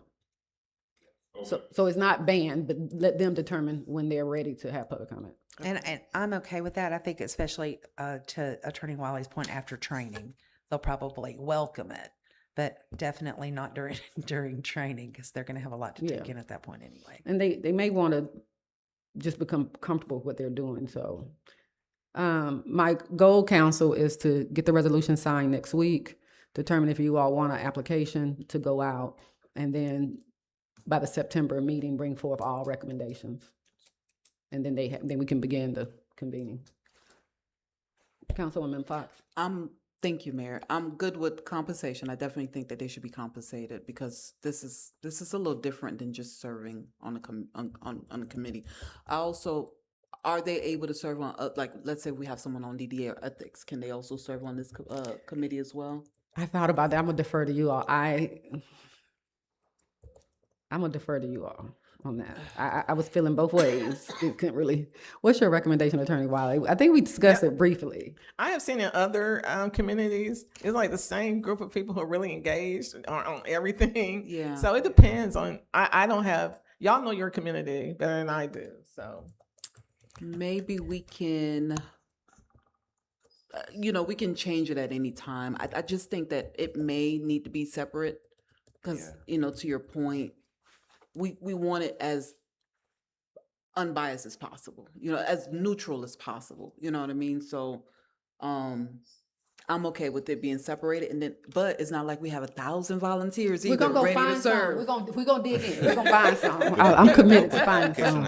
Well, maybe We're gonna with have some compensation, phone calls. maybe Everybody, compensation might help, maybe Right. incentivize. right? Or food, y'all should just, do it on Food a both, Saturday. right? Not- Right. Some both retreat. Some keywords in there to incentivize. So Thank you. I think, can we add that, what about preference will be given to applicants that are currently not serving? So if we run out and don't have it, then we got, So That's a preference will be given to those that are currently not serving on any other committee, authority, or board. Good compromise. Yeah, and then if we end up with 0, then we can go over there.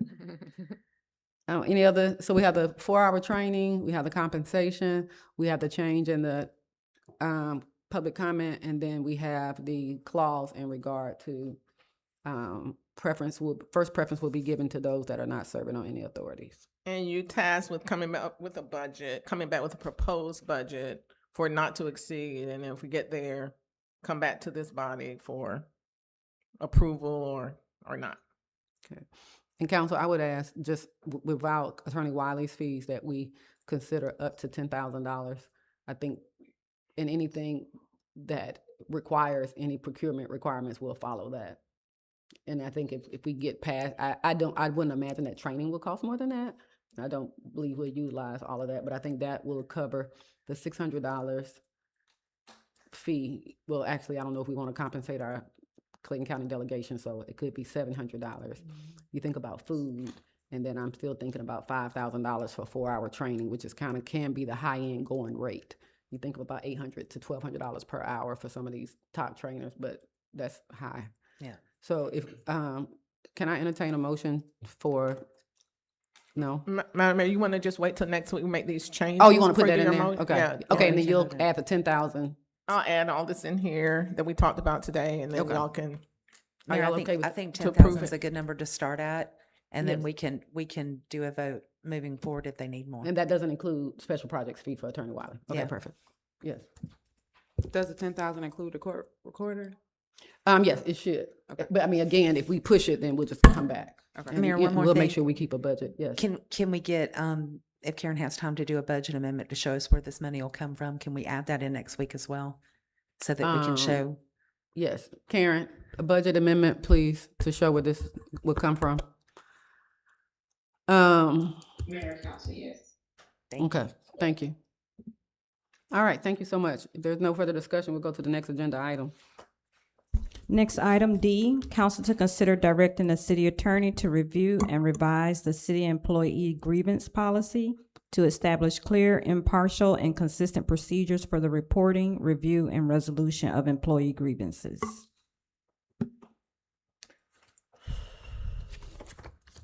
Councilwoman Fox? Yes, so I'm going to defer to Attorney Wiley, but I will say this first. So when I read this, number one is one page. I believe that when this was written, this was, we were a smaller city, you know what I mean? So we are growing. That is the main theme that I've been kind of, as I assess where we are now, I think, and that's a great problem to have, right? Because we are growing, families are moving in here. What our community is made up of is younger. It's changing. So I believe, and then even with the staff too, we're getting some amazing staff as well to add to that addition. So number one, this grievance policy is one page. I definitely think that it should be a little lengthy. Number two, one of the things that I saw too is that it kind of conflicts with the charter a little bit, a lot as well. I love when y'all say that. I love that y'all are so educated on the charter. Yeah, so You can recognize so that. it leaves out, it has gaps that needs to be filled. So the question that I have, Attorney Wiley, is can we amend this because we're in a living situation or environment now, right? Or do we wait? Because I know Mayor brought up that we do have a special project where we're going to review the whole personnel manual, which it does need to happen. My thing is the time frame, so we can get it done. Like if it can be something that we can get done, I want to say like in the next 3 months, and I would be okay adding this to the entire scope of the work. If it's going to take a little longer, are we able to just amend this particular part and then add to that?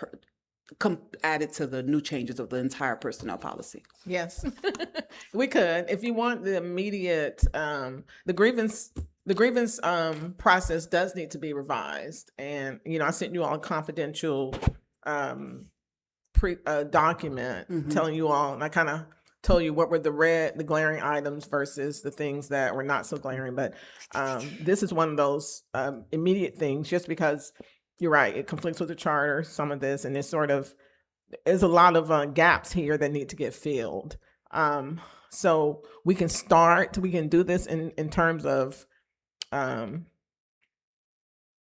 we can do it piecemeal and take care of this and have an interim policy. My preference would be to do it all, just to have everything done, working with the city manager and the Miss Maria, the city clerk, finance director. I think we all can roll up our sleeves and have something to you all that's a comprehensive policy. But I guess I don't really have my preference would be to have it done all at one time, but I can see the need for having this process done sooner rather than later too. So whatever y'all direct me to do, I'll do. So I want us to be realistic in what's all happening in the next 3 months. We have a fast track to a budget, an org chart reorganization. What in the ocean? Comp plan. Oh, yeah. Oh, we got the comprehensive plan.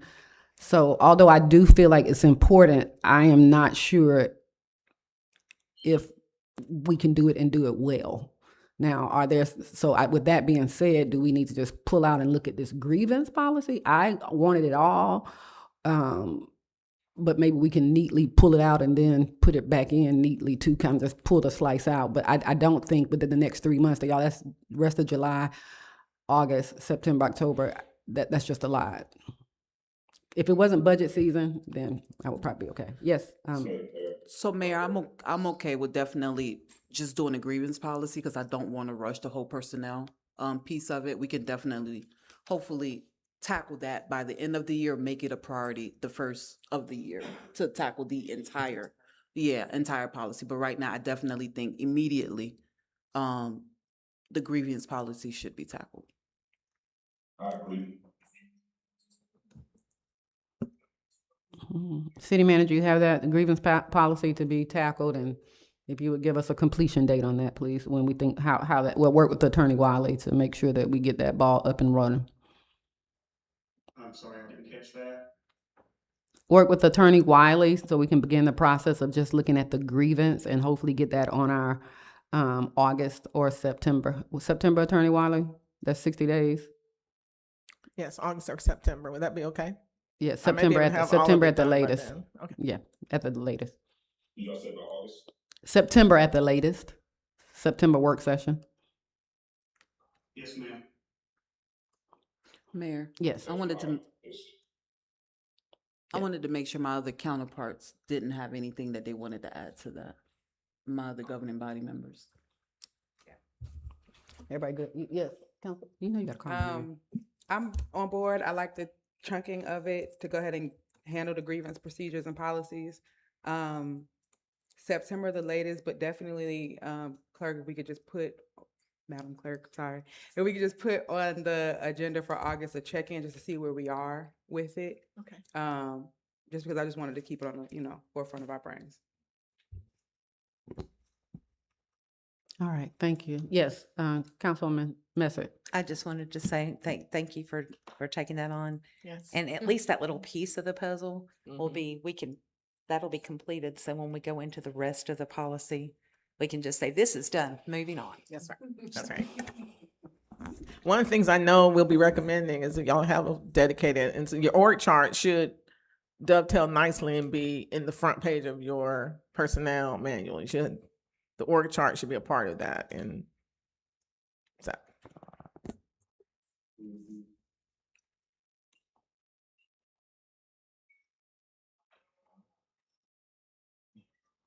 All right. Next item, item E, council to consider directing staff to prepare and issue a request for proposal for an independent employee climate survey. Mayor Pro Tem. So guys, we've spoken before about independent climate survey for the employees here at the city, and I did receive one initially from the mayor when we first talked about it, from GMA, from Freddie Brooms, and then Blue City Manager Cole sent it to me again. And although there are some benefits I can see with going through with that process, I would still like to put it out for some consideration from other companies to ensure that we can find something that meets the unique needs of our city. I just don't know for sure, one, what all is out there. And then for two, I had a few questions for Mr. Broom, but before I even ask that, I just want to see what other companies are offering. And so if that's something that we can go ahead and put out, I'd love to get that done as soon as possible.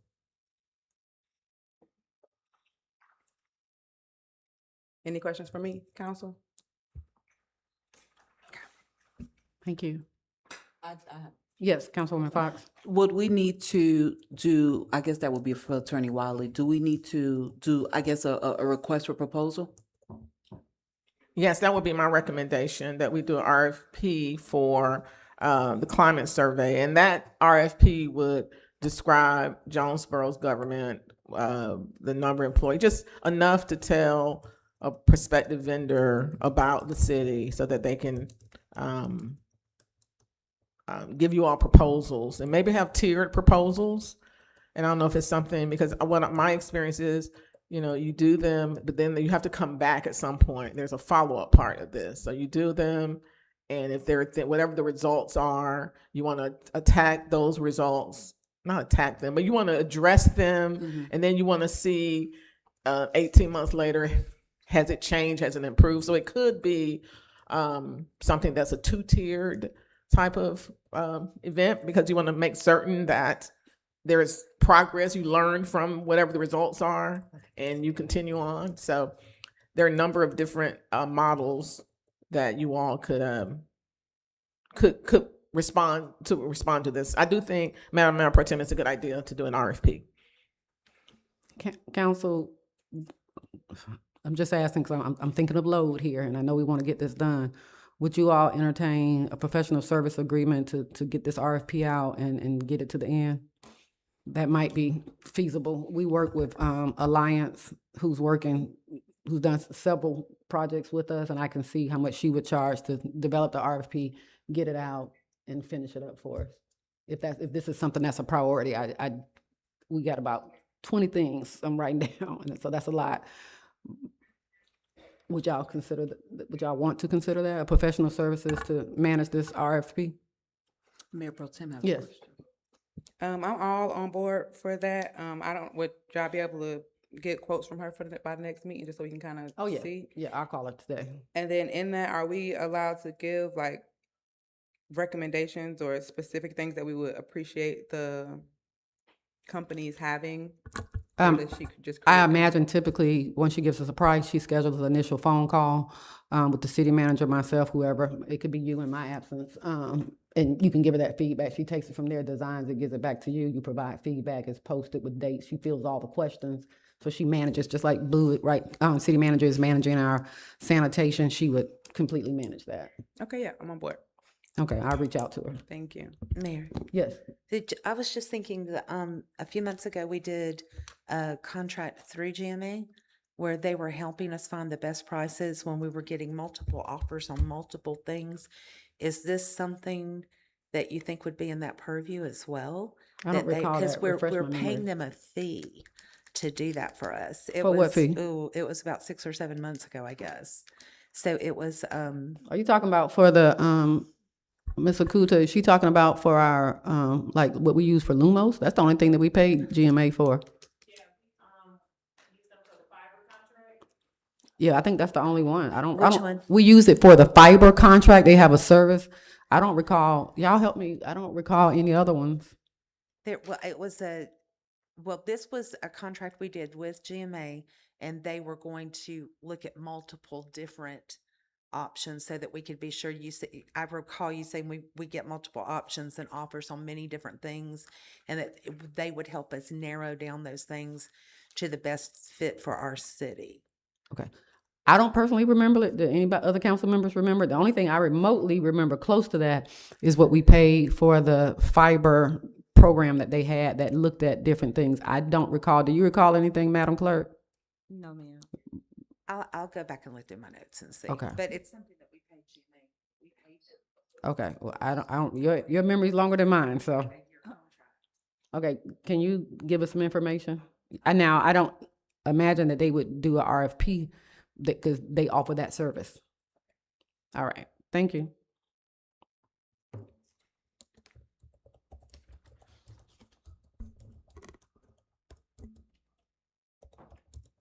Next on the agenda, yes, I'm sorry. Letter F, council to discuss and consider an elected official initial funds policy. Okay, Councilwoman Fox, I think that's you. Thank you, Mayor and Council. So, again, I think the recurring theme is that we're definitely growing. We're growing as council members as well. We have a very active council, and I'm so grateful. And I think we do a great job supporting one another. I like a little bit of structure in the sense of just understanding, how can we spend our funds, and just having a policy in place so that way there's a clear understanding of what the do's and don'ts are when we are collaborating and partnering with different community members and each other. All right, so Attorney Wiley, would that be a task for you to undertake with the other five? Well, I think my recommendation was that the city manager and city finance director work on that draft, and then have legal review it. So I'll defer to the city manager to talk about that. I think that's already actually, City Manager, did you all not receive that email, you and Ms. Slayton Dixon, asking you all to work on that? Yes, ma'am. There is a draft in the book, and then Ms. Karen and I do need to go over it and review it. However, if there is input based on the draft that is available now, we would certainly take it and incorporate it. I do have some input, Mayor. Okay, so can we provide input for that now? City Manager, are you ready to take notes? And Ms. Slayton Dixon? Ms. Fox, I'm gonna let you go ahead and go first. Councilwoman Fox. Yes, ma'am. So I would like to see a time frame. In here, I didn't really see like a time frame as far as once, a time frame for payment for the special initiative funds. I think that that's something that should be crafted, a section that should be there that spells that out. I would like to also Can you go back see, to that? I'm sorry. a time frame of when payment should be distributed, for that in the policy. Are you saying and I want to be clear because, no, I want to be clear because there are two ways to do that. Sometimes we request funds prior to the event, and then sometimes we seek reimbursement. So I would just want that to be distinguished. Okay. Between that reimbursement, I can tell you my recommendation would be that it's the same thing that we provide for any of the vendors, which is a 30-day net. However, we never, 9 times out of 10, it doesn't go before 14. I don't feel like council should get any different than what we pay our vendors, and we have them, all of our vendors on a 30-day net. Now, Ms. Karen can tell you that we never wait 30 days at all, but it will either be a 14-day or a 30-day, and depending on where it falls, sometimes a 14-day may not be enough. Is that when you're saying like turn around for reimbursement? Yeah. I just want to clarify, not because we get you the checks before you need them if you need them ahead of time. But I think the flip side of that, it also needs to be a time limit on when funds, like you can't come in and it has happened on Monday requesting a check on Wednesday. I So agree. by the same token that we want to give the money back, your reimbursed money, then it needs to be a front end as well. Right. That all requests must be given, I would say 14 days prior, and I would defer to Karen as far as all the processes, as far as getting signatures. And then if we do 14 days on the front end, then maybe reimbursement in 14 days. Yep, Or something like that, but it needs to be on both sides. Yeah, Okay. I agree with you. And that's what I want spelled out here. So whatever, because I'm leaning on to staff because we're not the one cutting the check or we don't know the internal processes. So I'm open to developing a timeline. I would just like it specified in the Okay. policy. And then if any council members have, I don't, for me, it's very difficult to say what the cost is going to be ahead of time based on what I've experienced. So I'm okay with getting a reimbursement. If we need to have both, we can possibly entertain both policies being in here. It just needs to be spelled out so we know the parameters to work within. Councilwoman Fox, before you go to the next one, I just want to make sure they're clear. So we want a proposed timeline for requests for checks in advance. I'm recommending 14 days prior to when you need the check. And then in the same token, that we reimburse no later than 14 days after all documentation is provided. That's Is that fair. good? That's fair. Okay, cool. Go to the next one. I just wanted to make sure they capture that as we Yep. go. And then I believe I saw it in here, y'all help me out, the approval process. So I wanted to kind of discuss that with the mayor and council as well and the staff to just kind of understand what that looks like. I think that that's something that should be approved by the mayor and council versus staff, being that it is, it's coming out of our fund. Yeah, can you reference 146 and that might help us? Page 146. 8, request and approval process. Yeah. So number 1, the sponsoring elected officials shall submit a written special initiatives fund request form before an expense is incurred. You would like that to be done by whom? And the reason why I'm hesitant to say council, because what if it comes up in between council meetings? That's true. And I was thinking about that too, because the timeline as to, because if you want to do an initiative fund or a special project or a project with the community, I don't want us waiting until a whole nother council Correct. meeting as well to do that. I would say that's why I want to have this discussion out loud to see what do you all think of that. And before I just want to take a point of personal privilege. Would you add, Councilwoman Yes. Kearney? Good evening. The sponsoring elected officials should submit a written. How about it be the same approval process we do for checks? Because I feel like it needs to be verified by finance that funding is there. And then the mayor and city manager will align it with the existing policy on what is appropriate. And so we have a check policy. Actually, I have one here. our new form would look like who is completed by, so you would complete it by, and then it's approved by Karen Slayton Dixon, city manager, and the mayor. And so we could do two of the three, or city manager and I, plus the finance. We always put the finance director on her because she verifies that there indeed funding is available in that line item. Okay, So it could follow our existing check request form. And if you want to see it, I can show you. okay. I think Cam had a, Cam- I'm sorry, Dixon. Councilman Dixon. Yes, Councilman Dixon. I just wanted to say that, I love everything with the approval process and request. When we talk about the 2 weeks, I just wanted to see that the reimbursements can happen with, a sense of urgency. 'Cause Okay. I understand the importance of wanting to make sure that you have your funds back. Mm-hmm. So what do y'all think of the approval process? And when I say approval, we are operating in good faith going forward. We will have now a policy that helps us to measure, okay, yep, it abides by how we can spend the funds. So I don't suspect that approval would be an issue. It's just a matter of, hey, I kind of want to make sure before I spend out 2,000 of my own money and possibly not get reimbursed for it. Sounds good. I think once we have we can put this policy here, and then once we get all the other stipulations approved, then, like you said, if that would be okay on that. Mm-hmm. Was there anything else? That was it for me. The only thing that I had, I'm sorry, Councilwoman Messick. Thank you, Mayor. So yeah, I had some of the similar questions, but specifically with like the type of events that I do, and I think that Pro Tem Miller does at the Christmas season.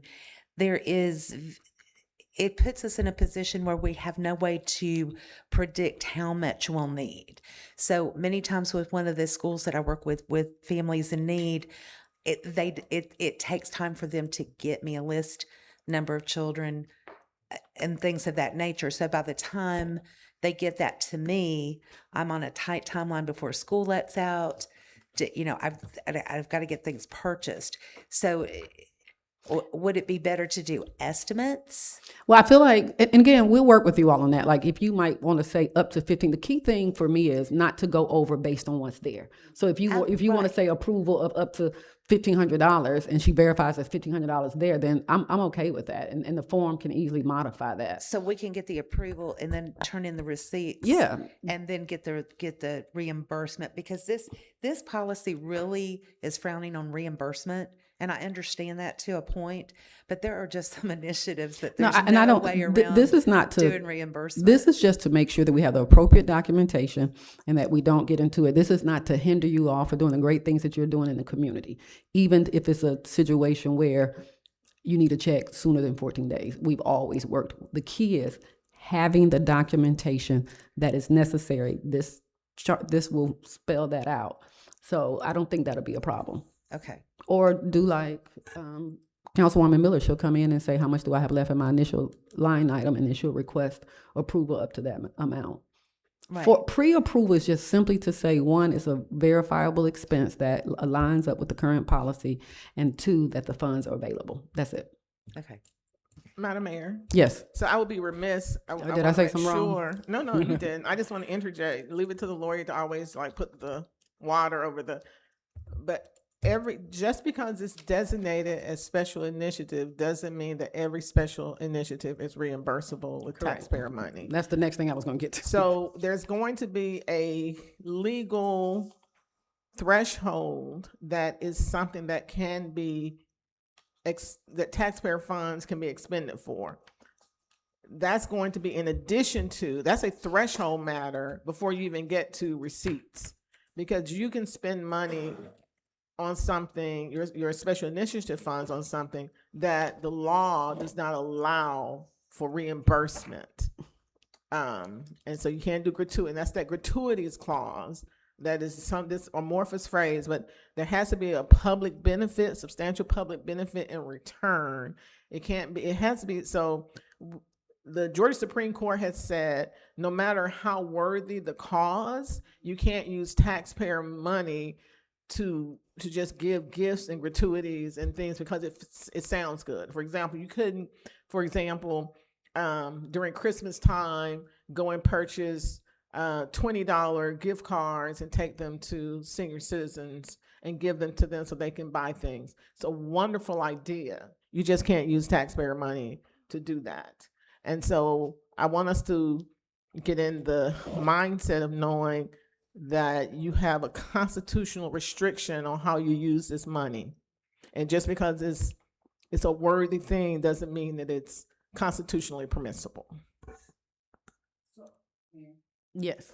I would like that, and that's a great point that you pull up. I don't mind that being, I don't know how much words that's gonna be to be outlined in the policy. I wouldn't mind tucking that in, but I also wouldn't mind if you would give us an example, because I'm still struggling with that, honestly. Can you give us an example of initiative?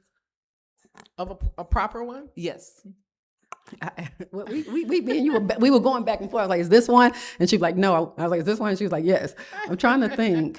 Yeah, because I'm so- still struggling with the. So it's easier to say what's not than what is for me. So you have to have a substantial public benefit in return.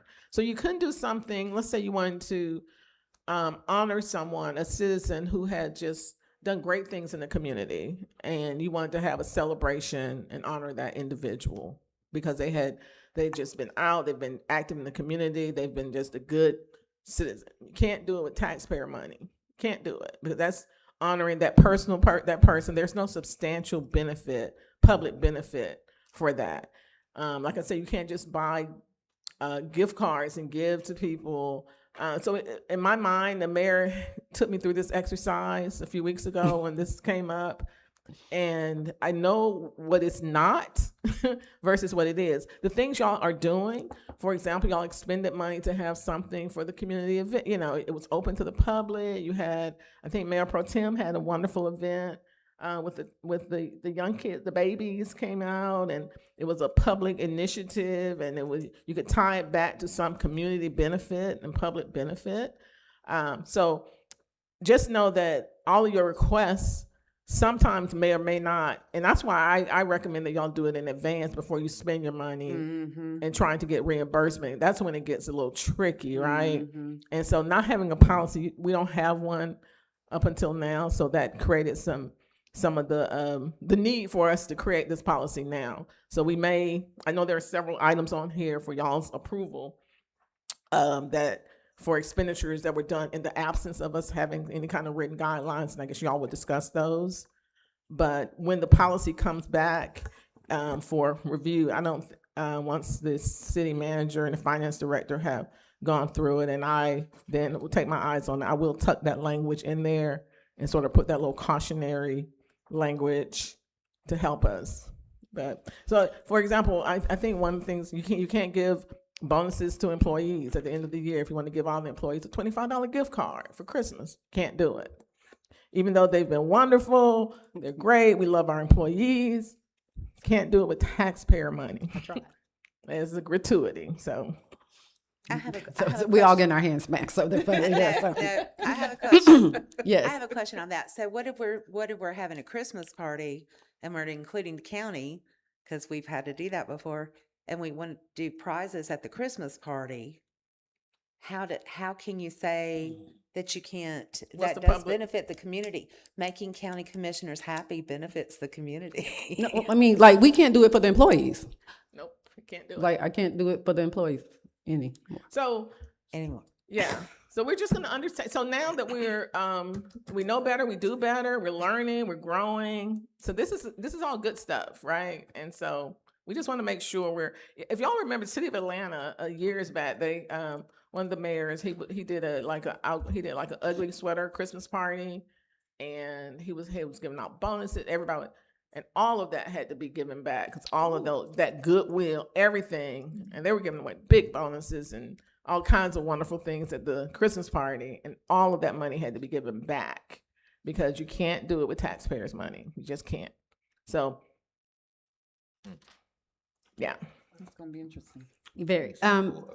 One question I did want to ask, I do want to clarify, and you and I talked about it briefly, when we are holding these events, if it is approved, being mindful that if a business benefits financial from the particular event, then that we should be cautious about that as well.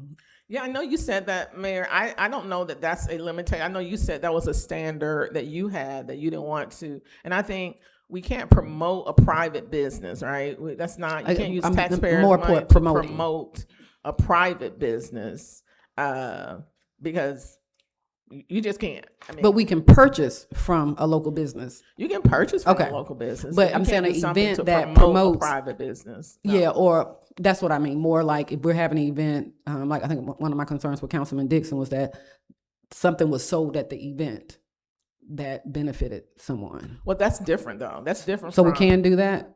I don't see a prohibition against that. So that's I know you had your part, but I don't see, I wouldn't make a carte blanche rule to say that's not permissible. That if someone was at an event, a public event, and let's say we had a hot dog vendor, they want to sell hot dogs to the people who came to the event.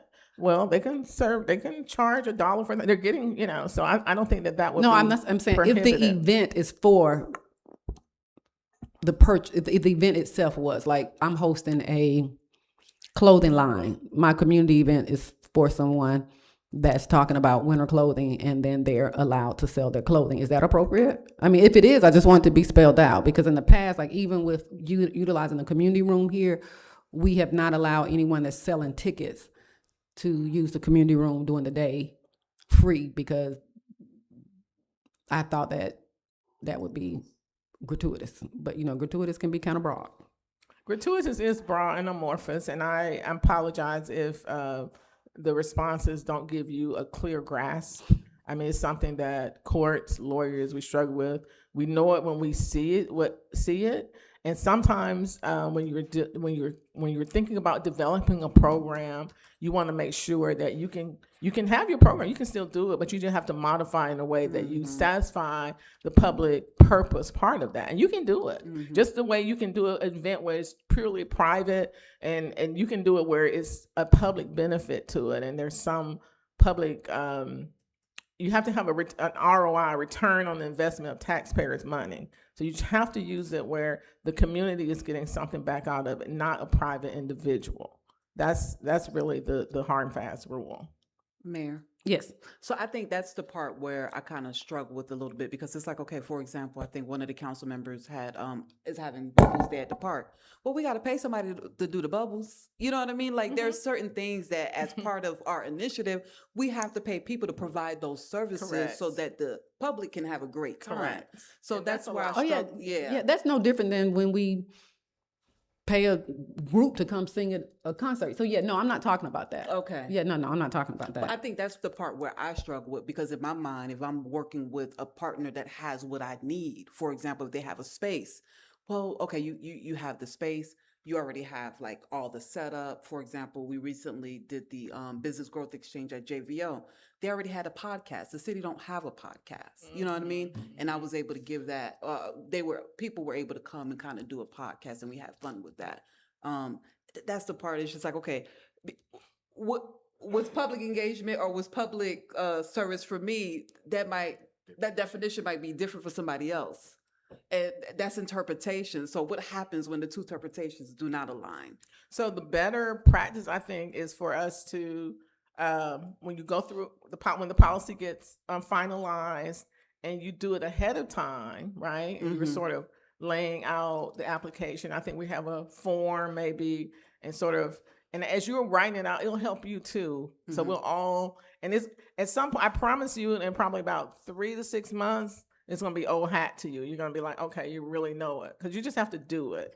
But so it's easier to say what's not than what is. And so in that instance, if something was open to the public, but even within that event that you had, there might have been some components of that you couldn't use taxpayer dollars for, like feeding them, right? And so it's and so there could be a hybrid where a portion of it is certainly you can use public funds, but other parts of it, you have to go get sponsors, private sponsors, Right. to help There you carry it go. all the way Exactly. through for some Yes. parts of it that's not really the public benefit. And I think that's what I would like the policy for, to help identify it. Rather than us not having the event, it would be more so, hey, let's modify it to make Yes. sure we don't get into trouble, but we can still accomplish the goals that we need to accomplish. Yes, So I'm good with that. yes. I love the discussion and the moving forward. Councilman Dixon, did you have something? Alfred? I thought you had raised your hand. Okay, good. Anybody down here? Councilwoman Kearney? Yes, so I guess my question is, I see some reimbursements that are, like some check requests that are still on here. I don't know if we're moving on, I don't know if we want to move on to the next item or not, but it seems like these are within that item. So I'm wondering how we go about those. Can we vote to approve those even though they were denied?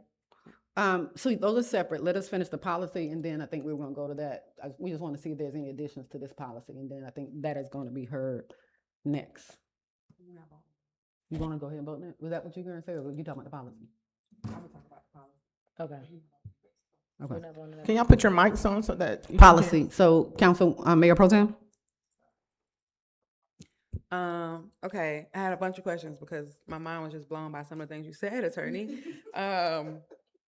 So if you're doing a food initiative, right, and we're trying to feed the hungry in our community, we still can't do gift cards to feed if it's going in conjunction with like a gift basket of food or something like that? What do you mean feed the hungry? Like if we have hungry individuals in our Because I'm hungry right now. I'm hungry right now. So like Yeah, I don't have no snacks. We have some communities where, or members in our communities where they need to eat and they can only eat during school time. And in summertime, they don't have food regularly, right? So we Okay. want to offer an initiative for these people to go and purchase things inclusive with a basket or something like that. We can't use our initiative funds for that. So there's a school event, something that the Clayton County Public Schools is offering that has food, insecure people a part of that. And your question is, can you take your city initiative to give money to those individuals so they can have food? If I want to do it myself in the city of Jonesboro, hey, if y'all need food for the summer, we have a food initiative for you. You can come, you can get food. Here's something you can go take to Kroger and go get yourself some food for your family. That's not something we can do. I just want to understand the lines of public good. You mean like you would just give them a gift certificate or a gift card to Kroger? Yeah, if they have in conjunction with like a food basket or something like that. But you can't get meat. We don't give away meat at these little hearts. When you come to the city, you get potatoes and vegetables. So you still need meat. Well, the Salvation Army would be to get meat eventually. Once we get there. But like, I don't know. I would have to see that one. That would be a tough one. I want to say no. I sound like the Scrooge, right? I sound No, like, I just want to understand. So there's no. but just my initial reaction would say no. You can't do that. That's my initial reaction.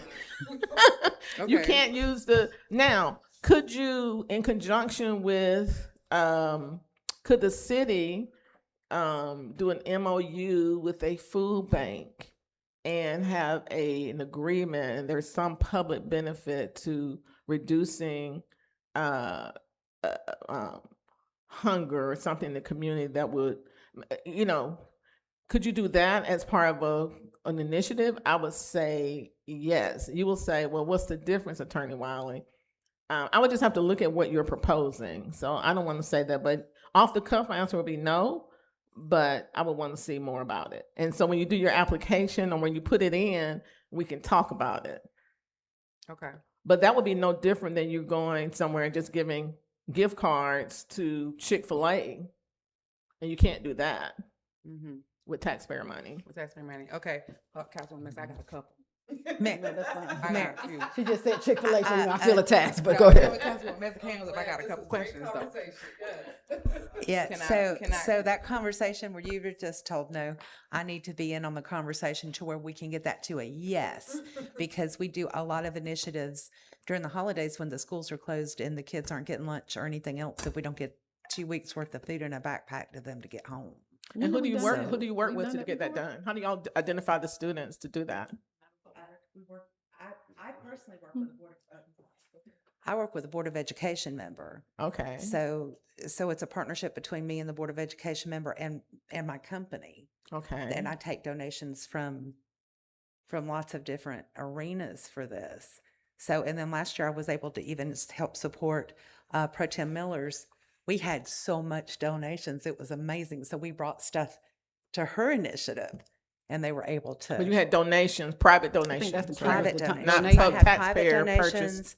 and then I use some of my initiative money. Okay. Yes, so I need to know way ahead of time. If Yes, this we is need to work something on that now. Is not going to be feasible. We need We to could make get- it, we need to and make you it and me need to feasible. find out how we're going to do that. Okay, well, we have a good head start. Okay. So let's look at some, I will work on that. I know this is great discussion and we can kind of stretch this out for a whole hour. Is this like something we should talk about at a retreat and go in depth, or y'all want, or we can go longer? I'm not trying to cut anybody off, just, we could add it to the retreat agenda. Go ahead, Council, Mayor Pro Tem. Okay, so in that spirit, I'll leave off my other hypothetical question, but I have a few regarding actual policy. So in bold, it says Section 9, procurement, contracts and payments, reimbursements should be avoided and may be allowed only when authorized in advance, documented and consistent with city policy. I'm fine with all of the language except authorized in advance. And I think that brings to mind just when you're day of an event or you have something going on, like for example, I have an event tomorrow and I just went out, not that I was gonna ask for reimbursement, but I could. And it was because of the minimal amount that I paid, but still, I just had to go out and get something. And so there was no authorizing, it was just, oh my God, we don't have this, the event is tomorrow, we need this. And so there was no time for authorizing in advance. So can that language be modified? What about prior authorization required for anything over $25? Because you might have to get ice that day. I like the language, I would just like to probably up it to 50. No, that's a lot. And may allow- I'm just trying to think incidental, like ice. Got to run out and get some water, you know. I'm fine with maybe allow when or if authorized in advance. I just don't want only. I don't, it's Tell me again. Well, again, what if it's an event, like say that this event was yours, then maybe what you should have done, what we could have done was 3 weeks prior, or I'm just giving that, got pre-approval for up to a certain amount. Remember we said up to a certain amount? And that covers you. I understand what you're saying. Yeah, so even if you don't use it all, so like you say, you know, I'm doing this, the city has agreed to a payment, but I might have some additional stuff I want to spend. Would you authorize up to $500 for incidental to include ice, such and such, such and such, such and such, and then it's good. Or like how we had a conversation, I came up with a budget, as long as I'm still within the budget, then that's Yeah, but I think this is considered pre-approved. but because this is initiative, it has to be on that separate form. Yeah, I get that. Yeah, and I think that covers that. I think the key, and we're going to move to this when we go to the next one, it is what is required for reimbursement, standard accounting practices, invoices. If you pay via Zelle, proof of payment from the Zelle, appropriate, you know, so that's what I think the biggest conversation is. If we approve it and then you still come without the necessary documentation for reimbursement, then we will still struggle to get you reimbursed.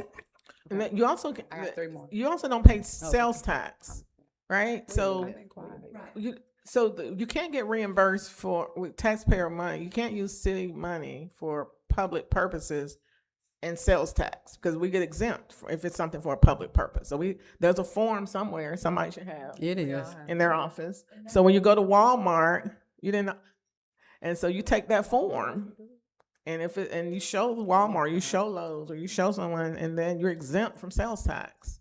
And we have those forms, and that's just really good practice. We got dinged on that, but lately we have just required that taxes be exempt. But I think the biggest thing you all, and this is true for staff and what I've been holding them to, and they can attest to it, it just requires significant pre-planning.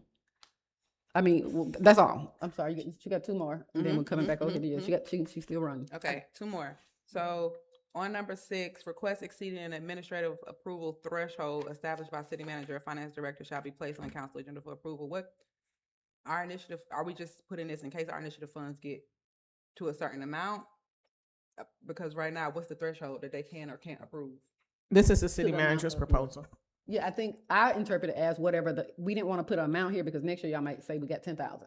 So your threshold is the approved budget amount. That's why it says adopted budget authority if you at the bottom of 145. That's the way I interpret it. Okay. Can anybody interpret any differently? So Okay. for So we don't clarity- have to put an amount because that amount may change every year. So it just references whatever the budgeted amount is. Okay, and so for 7, when it says no elected official may authorize payment, direct staff to make purchases, so forth and so on. Are you included in that? Tell me where you're at now. Number 7, right after, it's still in section 8. but Oh, okay. No not- elected official may authorize direct staff to make a purchase. Application before required approval. And so Yeah. the reason I asked that before, I'm sorry, because we have, even in my, sometimes people leave the city or people are on vacation or things like that, that might hinder the process. And so I don't want, if somebody should be able to override it if those. No, things I'm are assuming that I can, like, when you, I think that no elected official besides the mayor may authorize payment. So what we're talking about is It if in that $500 you were pre-approved, you need a SAM's order. I will authorize, like we often do now, for like JYCG, I will authorize one of the executive assistants to make your order. But you can't come in and say, make the order. Okay. But typically it's in line with what you've gotten approved. Okay. That's what I, Those are all my questions. okay. Oh, wait, I'm sorry. I'm not telling the truth. Last one. Mhm. I apologize. This form, is there gonna be a digital version? It's asking for a bunch of different like invoices and contracts. Is it a version where we can just upload these things to the form instead of, because sometimes they come at different times? So we don't have to send a bunch of emails? What form are we referring to? I don't think this is complete. I would like to see something a little bit more complete in the packet, Oh, the Mayor. form, okay, no, I'm Yeah, sorry. I think this is just Appendix skeletons. I would like to see a little bit, I would like to see it a little spelled out. So I'm gonna give a little grace on that because I know they was trying to get something to me and I appreciate you all working so hard to get that to us. I want to make sure we take our time with this one and really spell some things out. Oh, I didn't look at that as a form. I thought it was, yeah. I guess in that, while we're taking time and fleshing it out, if we can just entertain the option of maybe having a digital something, even if we can't, Agreed. just so that we can add all of these things and it doesn't have to be emails getting lost between people, and just put it in one, even if it's a Google OneDrive or whatever, we could just submit the whole thing and add as they come in. I think ADP, well, maybe Tyler has something. I think Attorney Wiley and I talked about like automated reconciliations.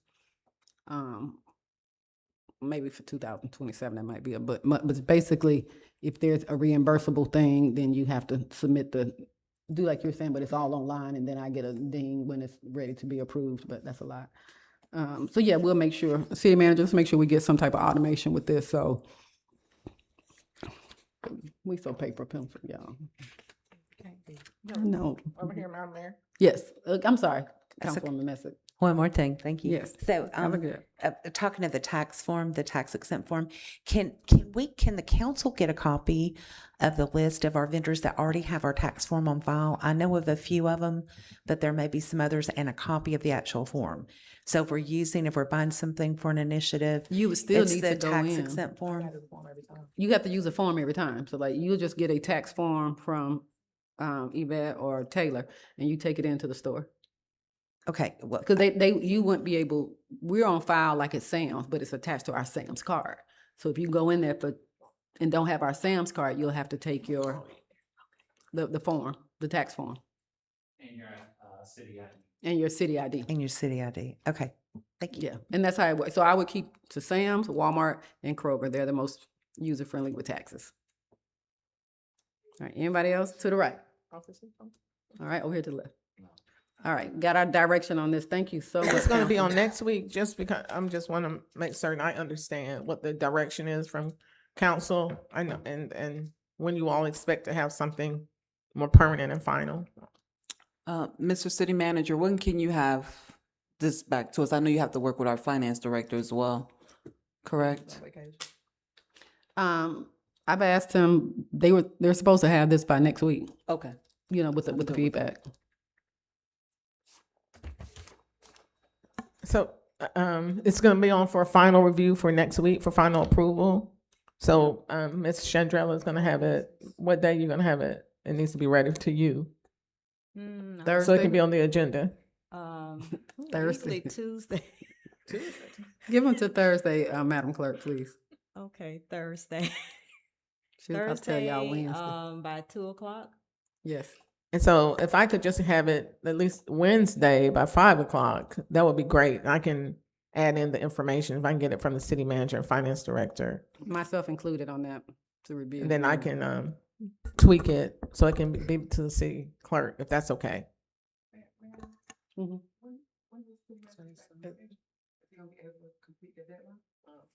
Is that Wednesday and Thursday of this week, It was already given. this current week? Yes. Well, Karen Yeah, 'cause I won't be back in town until Friday. Okay. But Karen can do the bulk of the work. Finance director can do the bulk of the work. You all have the skeleton here, so she can take the revisions and have it ready. All right. Next on the agenda. Well, let's go to, I think we're still on item F. F1, council to consider a check request for reimbursement to Councilmember Alfred Dixon dated May 19, 2026, in the amount of $41.42 regarding smoothies from Fresh Smoothie Cafe for participants at a community garden cleanup day. All right, council, I originally denied this. Whenever we have reimbursements like this, we have to attach, either there's a flyer attached or something. Our garden cleanup day was not on that particular day. It also on the receipt, and I think he finally got it to me, got some names on it. Even like financial director will tell you, like if I'm giving something where 2 or 3 people, their names are on there. My concern was this, and not wanting to create something. I didn't see this any different than if I was to go work in the park with some volunteers and took them to eat. So because it did not have names and it wasn't connected to an official, it said garden cleanup day, but the garden cleanup day I think was 2 weeks prior to that. So it wasn't like a designated city event that I was aware of. So that event was under my capacity as a council. Okay, so, The community garden event. It did have a flyer, I didn't attach to the agenda, minutes. did you, My apologies, y'all need me to send it over, I'll be able to. okay, was it posted or something? Yeah, community minutes, yeah, it was, it was said, spoken about at the meeting that we had in May. Okay, if you could provide that, but council, again, this is why this is important, so I can have a garden day and feed people, but it goes to that personal benefit. Mayor? Yes, so So- once you get me that flyer, I didn't know, we had asked for that flyer prior, yes. So I think that's where, for me, it gets a little confusing, because like one of the things that I did when I came in as council is, hey, what is the policy to that, right? I was told that we just needed a receipt, and I'm not going to what you're saying at all. But I think that for me, it changed, the language changes, because it's like, well, some events, we're not gonna have a flyer. It's not, are we saying now that we are required to have a flyer for an event to get reimbursed? Because that's what it sounds like for me. Well, you have to have documentation, so the audit analysis that we just finished, they would have looked at this and asked us, was it a garden cleanup day? Who was at the garden cleanup day? Otherwise, it just looks like a receipt. Like I can pull out a Chick-fil-A receipt, and I'm not saying, please, integrity here, Councilman Dixon, no question on that. But it's the way that I have led as a mayor since getting here and the scrutiny that we have for receipts, mine included. So if I bring in a Chick-fil-A receipt today and say, well, we had a few people come up and help us clean up the trash, is that okay to pay them? I would say not. I would never seek reimbursement for that. And I'm not saying, again, for the record, I'm not saying any ill intent. It's the consistency why we were able to get through 6,000 transactions with only one question, and I don't want to change that. It's because I had not approved things like this, or even when staff would bring this, they would be required to, anytime I travel or something, the agenda is attached. Even when I return, she'll tell you. When I get there, even if I go downtown, I bring back the attendant my name badge. And so this only thing I got was initially was a receipt for Smoothie King, and it said Garden Cleanup Day. So I immediately looked at my calendar. I was like, well, this isn't Garden Cleanup Day. Because Garden Cleanup Day was prior to that. So Mayor, that brings up a point that you're making. Do we need to also in the policy outline what the documentation needs to be? Yes, and I think I go by standard accounting practices. But we don't know No, that though. listen what I'm saying, and I'm realizing that. Yeah. I think because some of y'all have businesses and stuff like that, I go by but if we need to spell out everything, but prior to this, we have not had a problem again, which is why we got through 6,000 transactions with just one. So I am not saying that anything did wrong, but I need more, y'all, than just a receipt that says Alfred Dixon Garden Cleanup Day, and the only garden cleanup day I know happened 2 weeks prior. Does that make sense? This discussion, because we're actually, getting all that together now. So I appreciate the discussion and the conversation, and the policy that's going to provide clarity for us all. But yeah, that's just my request. And I think maybe having a, Yeah, that's my request. I know we're going to take it one at a time. good, and I think maybe it, I did send a flyer I'm sorry. to everyone, just now. It's a lag. Y'all can take a chance to review it, but I'll go ahead and make a motion to approve. Can we make a motion to approve that there's an affidavit attached to some of these then that verify that this was used indeed for, because I still just don't feel comfortable. Because I ultimately have to sign it. Whatever y'all need, you know what I'm saying? I just want to go ahead and get these approved, so we can continue doing the work for the city. Yeah, but doing the good work of the city still requires that we, Yeah, absolutely. That's why I'm glad we got this policy. in okay. place. I didn't get did anybody get the flyer? I think I did. Yeah, I got it. Mhm. Okay, I didn't see that one. All right, so. I just have a question. Mm-hmm.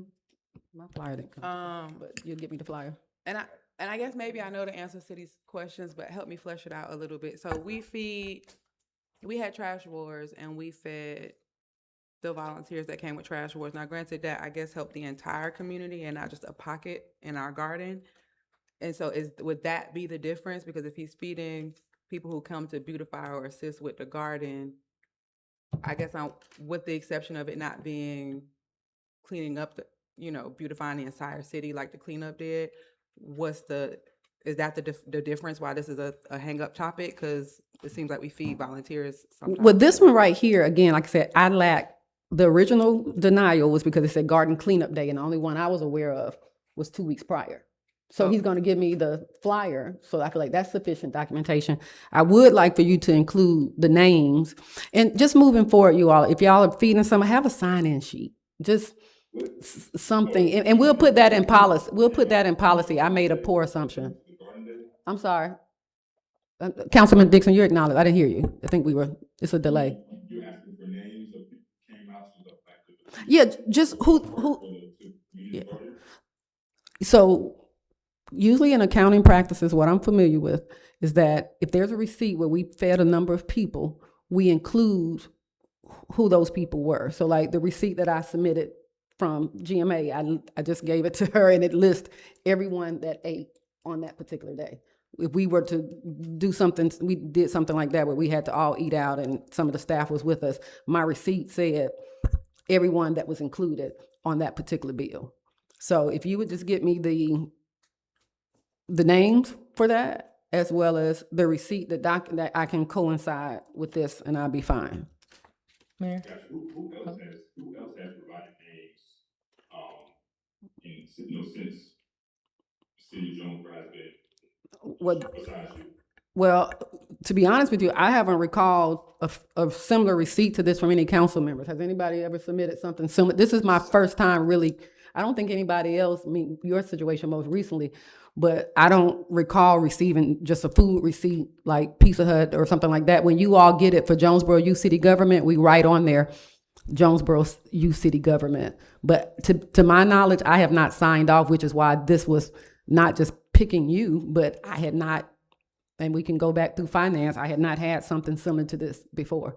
And council, correct me if I'm wrong, have any of you all submitted something like this? So what I'll say is I appreciate this conversation because typically, and the reason I was asking clarifying questions is when I buy stuff for my volunteers, like even Solid Tuesday, I just eat the cost. I don't include it in the budget, even when I do it for my Christmas event out of my special initiative funds. And it's just not that I was told to do that. I just never thought to ask to include it. And not that it's wrong. I'm just glad that we now know the preference is that we can include this. And I guess my follow-up question would be, for example, for Toddler Tuesday, they had to do a sign-in sheet. Would that be sufficient to just turn in the sign-in sheet or something like that? So I think that that's something we can do going forward. That's a policy that none of us knew.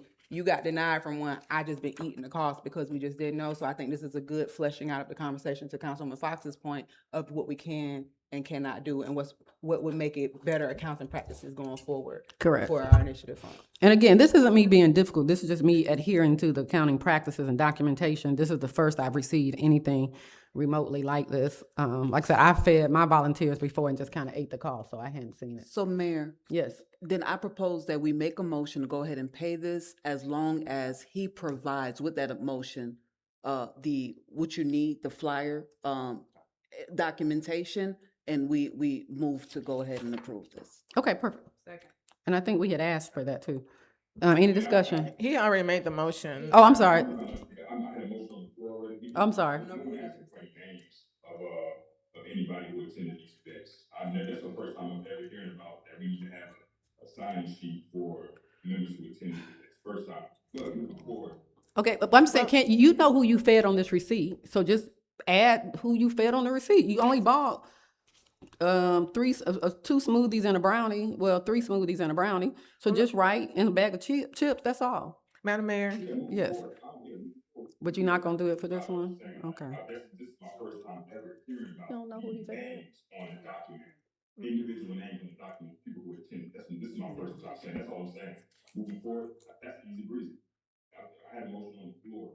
I love it if council could support, second it, and just so we can just continue to move forward. Madam Mayor. Yes. I'm So sorry. it's important, I just want us to put context in here. We're talking as though we're creating policy on the spot tonight, and that's No, we're not not. what y'all were doing. Y'all tasked staff to do that, and the finance director has not yet reviewed, according to the city manager, this proposed policy. And Mayor, you keep referencing counting practices, and I think the standards and your finance director will help create and shape this policy. And some of the things you say may be appropriate, it may not be, based on what your professional staff bring back to you. Everything that's on the agenda, F1 through 4, each of those acts occurred before the creation of a policy. So that's where we are. But I don't want anyone to come away with the impression that y'all are creating policy like this tonight. I think what y'all are doing is creating a way to resolve these pending 4 items while your professional staff developed a policy for moving forward. Mayor, Yes. so we Wait a want minute, I to. just wanna make sure we're doing this right. There's a Okay. motion on the floor. Did anybody second it before we go into discussion, so I can kind of clean up the process? I second. Okay, perfect. Now let's go into discussion. Okay, so and to Attorney Wiley's point, and to you too, because we want to make sure that we are supporting our accounting, if we get audited, we want to make sure there are supporting documents. So I'm sure Councilman Dixon does, he already sent the flyer, attaching that flyer, so just in case that transaction is questioned, boom, we have the flyer attached Correct. to the receipt. So what I would like to do is just kind of like just approve these if it requires any additional documentation, like for example, a flyer or something like that, although that is not required, right? A flyer specifically is not required. It is recommended, that's fine, but I don't want approval to be contingent upon whether or not something is missing like a flyer. However, I also want to be compliant and making sure that our staff and our city has documentation that's not gonna have us looking crazy out there either. Is that fair? Yeah, can we just approve them one by one? Because I think each of them have a difference. Absolutely. Yeah, so Yeah. there's a motion on the floor. It's been appropriately second. If there's no further discussion, yeah, I'm sorry. Mayor. Councilwoman. So I just want to make sure for this event that he has going on, because I think he's still under the impression that he doesn't have to do the roll sheet for this event, but will do it going forward. Are you still requesting? I mean, the roll I'm sheet? not, for $41, if you can just get me the invoice, I mean, I would prefer, it's not a roll sheet. You just simply write on here. I mean, it's just what we've always done. I didn't feel like it was that hard, not necessarily like a sign-in sheet. I would take that in lieu of, like, if she had bought some, like, for a reception. I just simply asked him to put the names of who this was provided for, but we don't have to do that. If I can just get the flyer to attach to that for appropriate bookkeeping, then this will be paid. So the only thing that's just pending, and somebody verify that y'all received the flyer. I couldn't open it. Okay. All in favor? Yes. Oh, I'm sorry, I had one more thing. And he may need to amend it, or, do we need to add the time frame of when this invoice should be paid, for example? It's I gonna be know- paid in 14 days, like, 'cause I still gotta get it in and it still gotta be processed. Okay, council, y'all okay with that? I mean, I deal with the day-to-day. I will get it, again, I don't hold anybody's money. We get it in and get it out. So I just said, give us 14 days. I don't know when she cut check. We don't cut check at random. I know she has to do some for her tomorrow, but she's already gone and she doesn't get in the second. So as soon as it gets processed in the next batch, it'll be paid. I don't know the next batch though. The but it mayor, the won't be reason why held up. I'm asking for it to be a little sooner is because we have already been waiting. So this Okay, is it's like this been- $41. We will get it processed as soon as we can. I promise you, we will. I will. I can't take. Checks every Wednesday, correct? It depends on, yeah, so if she processes it on Wednesday and Karen is here to sign on Thursday, then they could be ready by Friday. Again, it'll be processed in the very next batch. Nobody's holding up this money. Is Okay. that this Wednesday or the next Wednesday? So today is Monday. I don't know. I'll have to check with her I and will- see. Mayor, I would prefer we can, I'll give him $41. If he need we'll get No, it to him. that's- We will get it to him as soon as possible. Mayor, I can't do anything sooner than that. Mayor, I don't think that's the point. I think that in good faith, if we can just add a time frame on there. By that is- Friday, by Friday, Okay, that's, if not sooner. Okay, Councilman- all in favor? Are you asking him to amend his motion? I am asking him to Oh, I was amend gonna his amend his motion so motion. he can add a time to that motion. Yeah. So I'm making a motion to approve, this agenda item and for it to be processed and paid out by Friday or sooner. What's the date? And it's a second update. Friday would be the July, what's? Somebody. July 10th. On or before July 10th, and is the second appropriately amended, second. updated? Okay. All in favor? I mean, can I get a second? Did anybody second that amendment? I did, I seconded, Mayor. Okay, perfect. All in favor? Aye. Aye. Any opposed? Thank you. The next one was a check for $100 and for $250. We can entertain those. The concern was not the event. So I spoke with the audit. I don't know how to address this. I hate doing this. So there was just some conflict of information. I can just read you directly what was given to me from the finance director after I drew her attention to it. She said, I spoke with the auditors and Mr. Tabb indicated he would not recommend doing a reimbursement for expenditures that were paid for via cash. If it was something like a tip at a hotel or something along those lines, then it would be okay. But to pay someone who's considered a vendor by cash is not best practice and open the door for fraud. Upon further review with the city clerk of everything that was submitted, we discovered that the timeline isn't adding up. If you note on the attached document, the date of the invoices isn't matching up with the Zelle receipts. The $100 invoice is for 5/14, which indicates it was paid. The signed invoices were sent back on 6/2 at 3/19. The Zelle receipt for the transaction is dated 6/6. The $250 invoice was 5/16, which indicates that it was paid. The signed invoice was sent back on 6/2 at 3/19. The Zelle receipt was, the transaction was dated 6/6. I, along with the city manager and the finance service technicians, were told on the 26th of May that the payments to the two vendors were paid in cash, not via Zelle. It would be my recommendation from a finance standpoint that these reimbursements be denied. So initially, when it first came to me, it was told that he paid it in cash, and that's just a hard one right there. And then I said, well, do you have Zelle or just something to show? Again, previous practices, we can go look at it. If I ever had to pay somebody for Zelle, or I try to avoid that, just like with the thing that we saw with the QuickBooks, I always provide like the Zelle. And so he said, no, I paid for it with cash. And then we end up getting a Zelle receipt that really doesn't indicate who it came from. So it was just, I'm just super cautious, y'all. We got through a good analysis, and I don't want anything else. And this would definitely be a red flag, thinking, one, just for the conflict of information. First, you paid it in cash, and then the invoice date, and then you got a Zelle that doesn't line up. So if somebody was to come do an audit of these, it just doesn't line up. Ma'am. And again, not saying ill intent, just the math got a math. Yes, Councilwoman Kearney. Did he provide? I'm a sorry, receipt? hold on 1 second. Councilman Dixon, I just acknowledged Councilwoman Kearney, and then I'll come to you. I'm sorry. I was gonna say, did he provide a receipt for any of these transactions? I only asked because like the Zelle transaction and, cash, obviously like that has to be written. And sometimes I know even with, where I work at Road Fox, like we still have to provide a receipt. Sometimes they don't even take, bank statements. So that's why I'm asking. So we have a Zelle receipt, but the name is extracted in regard to whose account it came from. I'm sorry, say it one more time. It's in the booklet. So we have the Zelle receipts, but where the account that it came from is extracted.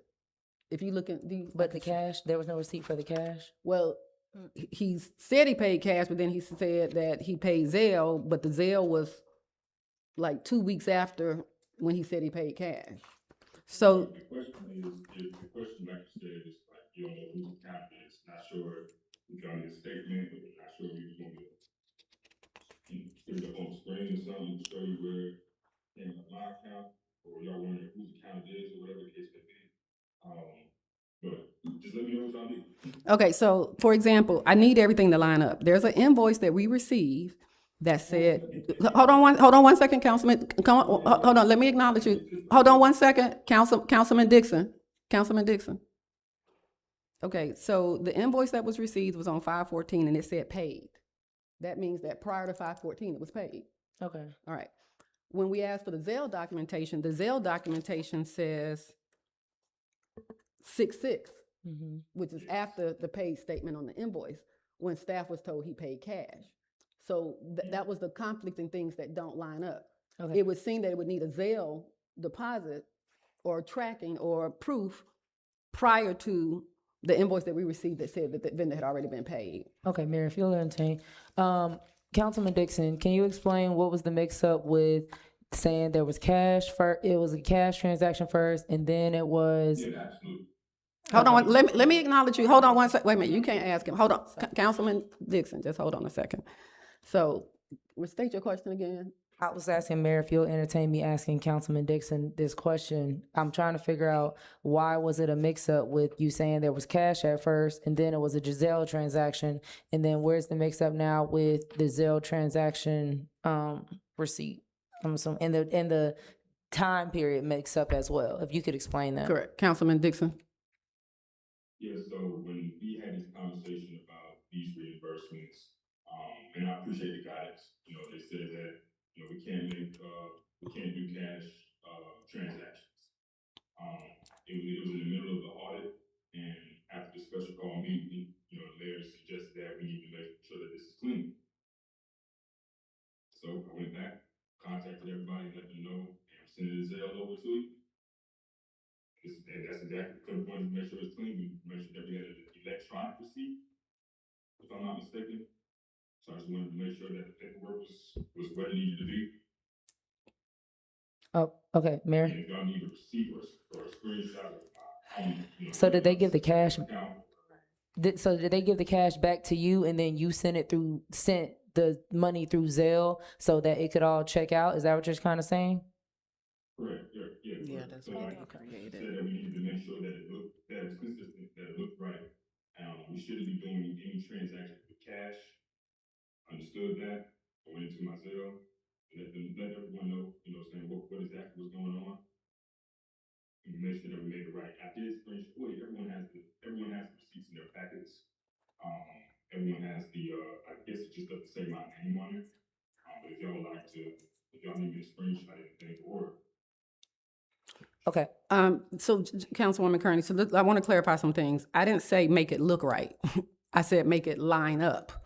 And it was not lining up. Yeah, I just want to make sure I wasn't saying like doctor it up. I'm saying it doesn't line up. And again, the explanation you provided now was not provided to me nor any staff member that was working with you on these reimbursements. Council, I have spoken it into the record, what has happened. We have a statement from our accounting firm with all the details of which appear is truthful. That these reimbursements be denied. If we want to overrule that, I will speak it into the record that against my recommendation, finance recommendation, and also the recommendation of our auditor, then, because I think based on what Attorney Wiley said, if the council votes I have to pay it, Correct. I just want to make sure we're getting down to the bottom of this before we, say yay or nay. So if you could please, Councilman Dixon, I'm still trying to understand the 3-week difference in the Zelle payment and the switch from the cash. Because I do see that at first it was like, it happened in May, but the actual transition or transaction, council, y'all can help me out, didn't happen, or the Zelle thing didn't happen till June 9th. I So think, it's like a if I can 3-week add, Councilman Dixon, I think he's very clear on what happened. He went to make it right by doing a retroactive Zelle payment. I mean, he was very honest, and I believe that to be true. We told him he couldn't do cash payment, so therefore, 2 weeks later, he did a Zelle payment, and I don't know whether they gave him the money back or not, but it doesn't line up. But again, council, his explanation, I believe to be truthful, that we said we didn't take cash, so he made it to where we wouldn't be reimbursing cash. Now we reimbursing Zelle. It just doesn't line up with the invoice, which would be problematic in an audit. And the finance guy has said as such. But as long as the record reflected, y'all, I just want to kind of, I have a question. yes. The analysis that you just read from Tab and Tab, is that for both of these requests? Because I see that the second request for $250, I believe the invoice came on the 16th. I'm assuming because on the bottom it says the 29th, that's when the payment was made. So that one's only a week. 6/9. I'm trying to, Um, is your mic? 250, It is, I need to be I'm closer. sorry, the 250 invoice. 6/9 is when the Zelle happened, but at the bottom of the invoice it say 5/29. Hold on one second. So that just, I feel like looks a little bit better as it was only a week. And I don't know if he mentioned that he paid cash for both or if he just said he paid cash for the first one. For both. So the one for Marisol, my invoice says 515. Not Marisol. Marisol, I understand what we're saying about. That's line the item. 250. Hold on a The second. let me go back. 250, the DJ. It says 550. Oh, no. I'm 516 is when it I'm- came. but I have two of the same ones here. I'm sorry. Oh, no, okay. Let me go all the way to the back. Mayor, can I read item 3 into the record? Yes, please. Item 3, council to consider a check request for reimbursement to Councilmember Alfred Dixon, dates May 19, 2026, in the amount of $250 for DJ services regarding the 5/17/26 Is Your House in Order event. So, yeah, so the invoice that I have for the DJ says May 16th. But the bottom where it says 5/29/26, is that when it was paid? Wait, show me bottom. When you say bottom. At the bottom, next to his name. Oh, I'm sorry, I got touch screen. You see it right here? So I don't see that on mine. Oh, Nathan Hightower, 5/29/26. I don't know what that means. I just go on the invoice date and when it was submitted to us, brought before us. And it was given to us on 5. When was it? When did you receive it? Check it now. I'm looking, there are two different invoices in here. It was One- 5/19, dated 5/19, So it was provided to us on when? May 19. May 19th is when we received the invoice dated 5/16. So I'm not sure what 5/29 is. Can Because right here, if you see May 18th is when she received it, the very first invoice, and that's what we were going off of. But Councilman, can he explain, because maybe did he just pay because we couldn't get the check cut to him? Like, is that? Well, we didn't even know about it. He didn't give us a check request form prior, so we didn't receive a check request. We didn't know anything about this expense until it came back, which was fine. That happens sometime. Again, we're gonna correct that moving forward. But if, on the first invoice that I was referencing, the city clerk received it on May 18th, and the invoice was dated May 16th. Now, I'm not sure why the second one came through, that was received on June 2nd, but the initial one that we received said May 16th paid, and the event was on May 17th, and this is the one I'm referencing. And both of these, he said he paid cash, and both of these Tab and Tab said to deny? Because Correct. one seems a little bit more glaring than the Well, second. both of them seem glaring, because if you paid it on May 16th, the clerk received it on May 18th, and then the Zelle was given on 6/9. That's still, yeah, I will, hold on a second.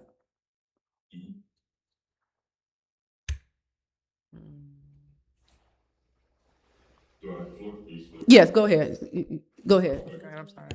When we submitted that request on May 19th, I believe, I didn't hear anything back until maybe a week later, almost 2 weeks later. So then that's when I followed up with it. Spoke to 60 Minutes Code Instant Drilling. They let me know about the cash, and they also let me know about the W-9 to make sure that this doesn't happen again. And then that's when the email's 527. I think y'all have the email sent to y'all on June 2nd with the W-9 and So I, the invoice. so I think, Finance Department spoke to you about the W-9. Yes, ma'am, sorry. about that. Yes, it's okay. So the process, the finance person approves it first, and then there has to be subsequent approval from me. And this is why we say 14 days, like we can't, because it's a process. So it came to the clerk on 5/18. Chandrella sent it on 5/21. I don't know if it's a weekend, but I figure 3 days is reasonable. Karen finance manager opened it at 5/21. I think I got it on 5/23. So that's why we have a process of approval, because it doesn't, like, you don't get it there on the 18th and it goes through all channels, which is why we have a check and balance system. So by the time it got to me, I think I reached out and called you, and as well as spoke with the clerk to tell her, like, no, we don't do cash payments, and we had the discussion with it. So again, to my point, which is why we can't get checks back in 14 days sometimes, y'all, because it has to get to me, it has to get to the city manager, we have to get a documentation. So y'all, whatever pleases the council, I'll just speak into the record and provide this note from our current audit that recommends that it not be paid. And again, not being difficult, not accusing anything, but y'all, I'm super proud of how we have kept books and how we have been on the up and up, and I would like to keep it that way. I would imagine that if we were going through an analysis, this probably would have been flagged, but I'll entertain Mayor? any additional, yes. I was gonna say, I don't know if Councilman Dixon will entertain this, but can we get a second recommendation? But since, from what I'm reading here, it says, he would not recommend doing a reimbursement for expenditures that were paid for via cash. But now knowing that he basically, I guess, I don't want to say reverse payment, but got a refund on the cash and then paid electronically, can we see if there's a new recommendation or? I mean, like I'll a take the better recommendation explanation? of you all at this point. I don't know who else to go to. I typically go to the finance director. She agreed. And then I said, well, can you go to Tab and Tab? Because he would be the one auditing these transactions, and that was his.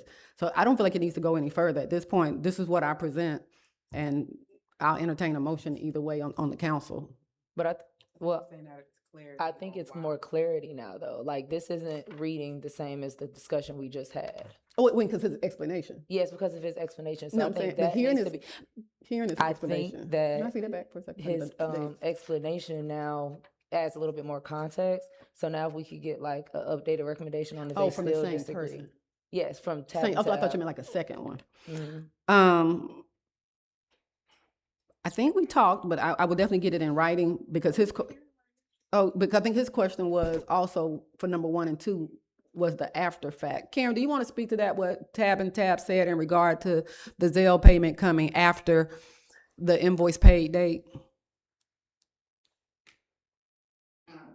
Yes, Mayor, and actually, the Tab didn't speak to that. That was actually a discussion with myself and the city clerk when I asked her to actually see the documentation that was sent over with the Zelle payments. And that's when I noticed the date and noticed that it was after the time frame when it was submitted for reimbursement, which according to the documents was in May.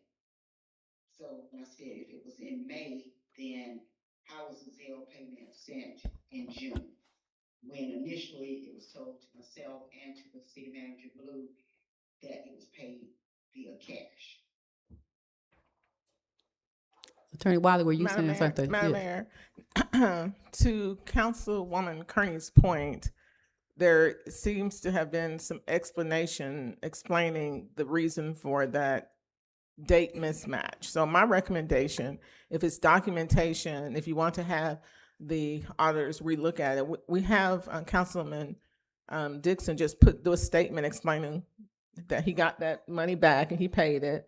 And so that there would be a transaction, a digital receipt of what was done, and he can state that it was for this event.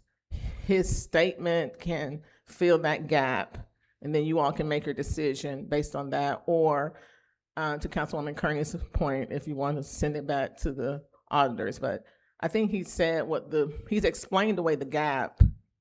He's explained it, and it sounds Reasonable. and logical. So whatever the pleasure is of this body. Can I ask, what he provided, is that kind of like on the record now? I'll defer to this, to city finance, if having something in the file, the physical file, just a statement explaining that, that might be sufficient. I see. just don't know. Sorry, Finance Director, Madam Finance Director, I see your hand. Yes, thanks, Mayor. I would say that if he does provide that written statement, then I would agree to go ahead and do the reimbursement with that written statement there. But I will say that auditors are not going to, I guess, put anything in writing because they said that the city should have policy. It's the city, I guess, position that we should have policy in place and that they can't create those policies or give us policies that we should follow since they are actually auditing the city process. All right, so at this time, I will entertain a motion to approve payment of both amounts, 100 and 250. Once I for payment by Friday, once I received a signed statement from Councilman Dixon, I'm sure he can get me that. We'll go ahead and move the process forward so that you can get it by Friday. Will somebody?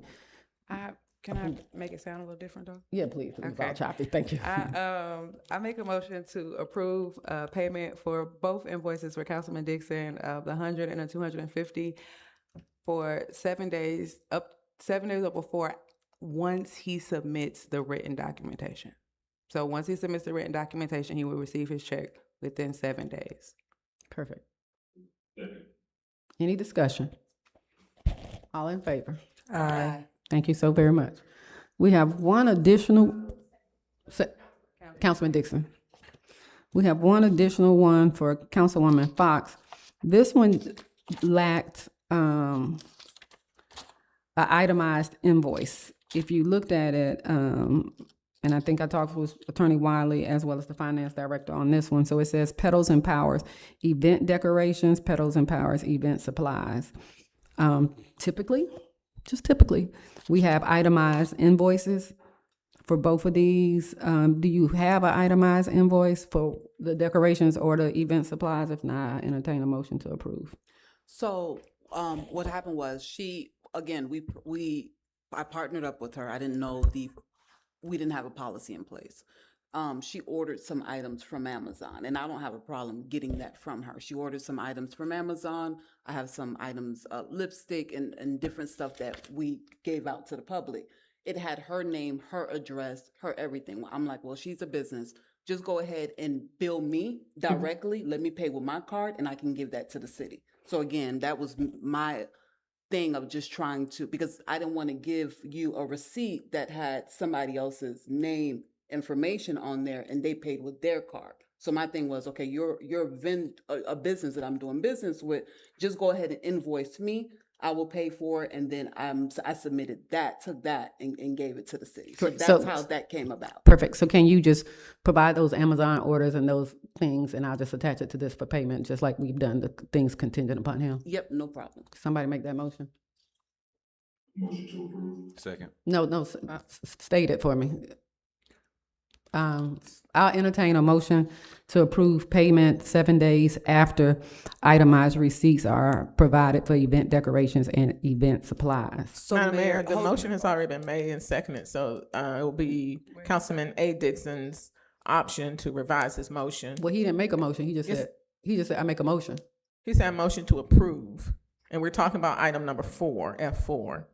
That's Oh, the okay, so he sufficient. didn't put no clause on it. Will you modify, I'm sorry, I see what you're saying. Councilman Dixon, will you amend your motion to approve those stipulations for payment within 7 days? Yeah, I guess just to, if you spell those out, I know 7 days and, I make, Council Itemized resources, yes, for, Mayor, may I make a statement? I'm sorry. well, I mean, let's get the motion, and it's been second, so then we'll go to Okay. discussion. Yes, within 7 days of receiving the itemization, I mean, the actual purchase receipts for the event decorations and event supplies. Councilwoman Fox, are you okay with it? That's what I had a question about, because everything came up to about What- $700 and something dollars. So this was a partnership. So she took on some responsibility. I Okay, went ahead and took that's fine. on the other responsibility. Just highlight So- the ones that, just highlight. Just the highlight the you're ones paying that equal for. your, Okay, your gotcha. two, however Okay. you got the 209.66 and however you got the 289.90. Okay, And it just has to be invoices prior to the date. okay, of course. Okay, perfect. Yeah. Are you okay? Did he amend the, I think he amended. I amend my motion to, approve this agenda item within 7 days of receiving the itemized, receipt from Exxon. And then Councilman Cameron Dixon, do your second remain to second? Second range, that's right. Okay. All Madam right, Mayor. any further discussion? Yeah. Yes? Did you, Madam Finance, did she say something? I think Okay, she all right, accidentally all in, moved it. Yes, I thought the city attorney was, asking, did I agree with that? okay, all in favor? Aye. Any discussion, any opposed? Thank you. Madam Finance, I was talking to Cam Dixon. Too many Dixons. You got Yes. 3 Dixons in the house. Oh, that's right, I didn't realize that. That's why I always say Slayton Dixon. All right, next on the agenda, please. Can't. Letter G, council to discuss and consider a check request reimbursement policy. So Mayor and Council, this, document that you have in your packet speaks to a lot of what we just talked about. And just like the other, document that was provided, Ms. Karen and I will need to go over that and then forward it over to legal for, final review and approval. So if there's any questions about the document, please let me know. The only other thing, allowable expenses, we typically in the past have not approved parking, in advance, only because that changes. I think, what was the other one, Councilwoman, Madam Clerk? Like parking tolls, we didn't approve those in advance, because there've been times that we get there and people, you can't, when we approve it or give you a check ahead of time, and then Right, parking that's is the different and all of that. Those are the only two, city manager. Mayor? Yes, I'm sorry. Did you? Are we open up for discussion? I'm just- Yeah, it's work session, so it's discussion. Okay. All right. So my question was, and I got 2. I wanted to know, as our finance director reviewed this, and is there any additions or edits that you wanted to make to the policy? And then, I have a second. I just want to make sure you're good with everything here. I think they created it together. Ms. Slate, they didn't? I'm sorry. Yeah, city manager, city manager, did you create this with Ms. Slayton Dixon? I created the first draft and then provided a draft, for her to review. This draft in front of us, does it have her amendments or her additions? No, ma'am. Okay, so I when, don't think so. I don't think so. Ms. Karen, you didn't have a chance to put any input into this, did you? I don't think. No, city manager, Cole, no, I did not. You did send it over to me, but I did not have enough time to review it and make any recommendations one way or the other. okay, so will you get with your recommendations, and together, can y'all collaboratively do this before you get it to the attorney and I? Councilwoman Kearney? All right. And then I just want to make sure, because it says underneath the non-reimbursable expenses, I know alcohol, but when it says entertainment, can y'all just define what that is exactly? Typically, entertainment is like movies, putt-putt golf, like entertainment. Like if we went to GMA and we all decide to go fishing. Okay, so like I'm thinking about this in a You sense talking of, about like when we entertain colleagues? no, I'm talking about, like, let's say Mayor Pro Tem wants to have an event for kids and she wants to invite a magician. Like, is that entertainment? You know what I mean? No, I think, well, I'm sorry. This is check reimbursement policy. I thought this was mainly related to travel but maybe not. Like, it don't say it, but I thought, because everything else applies to that. Is this our travel reimbursement policy? Because it looks like everything leans toward travel and operate. And this is specifically for a check reimbursement. However, one of the things that I noticed as I was doing the work What about personal is entertainment? a lot of this is included in our travel policy, that we have within the, existing procurement policy. I was just suggesting to Councilwoman Kearney that no personal entertainment. I think that separates it. I didn't look at it like you all were looking at it, but I think when it says alcohol, entertainment, fines, penalties, traffic citation.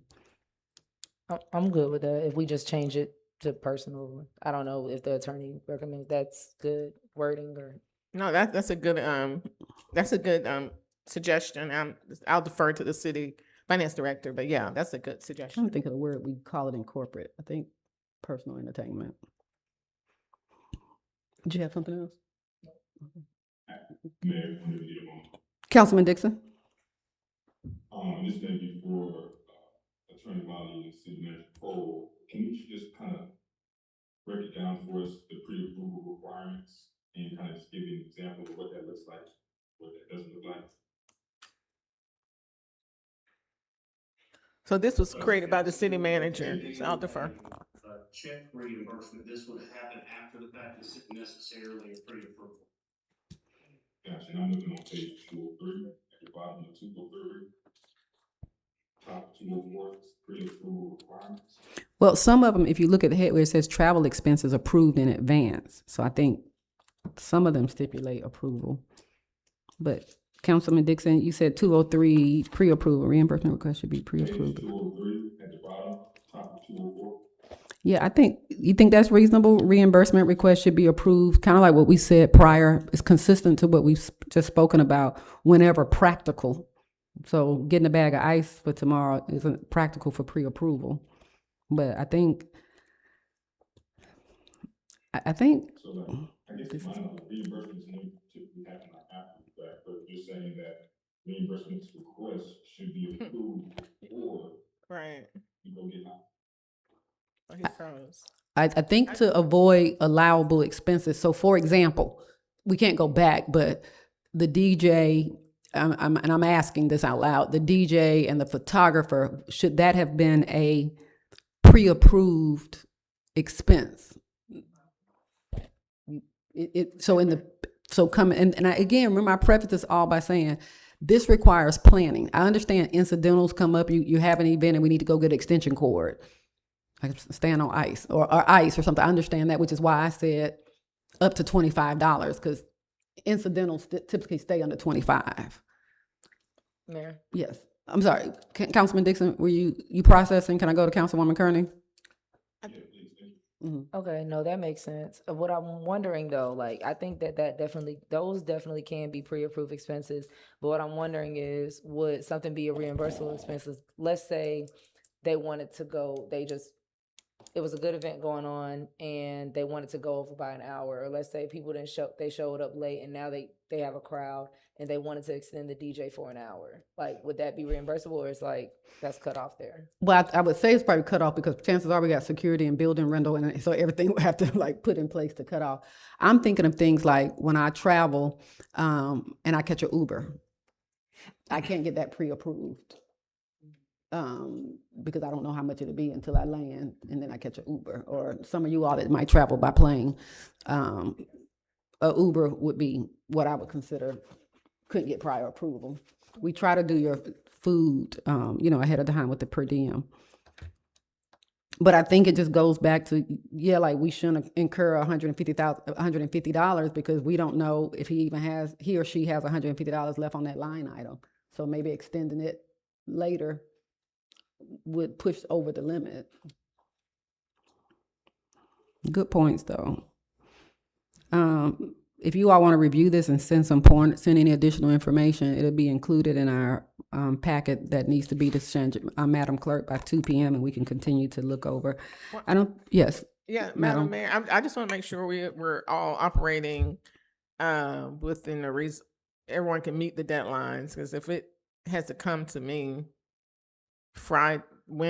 Wednesday by 5 to get.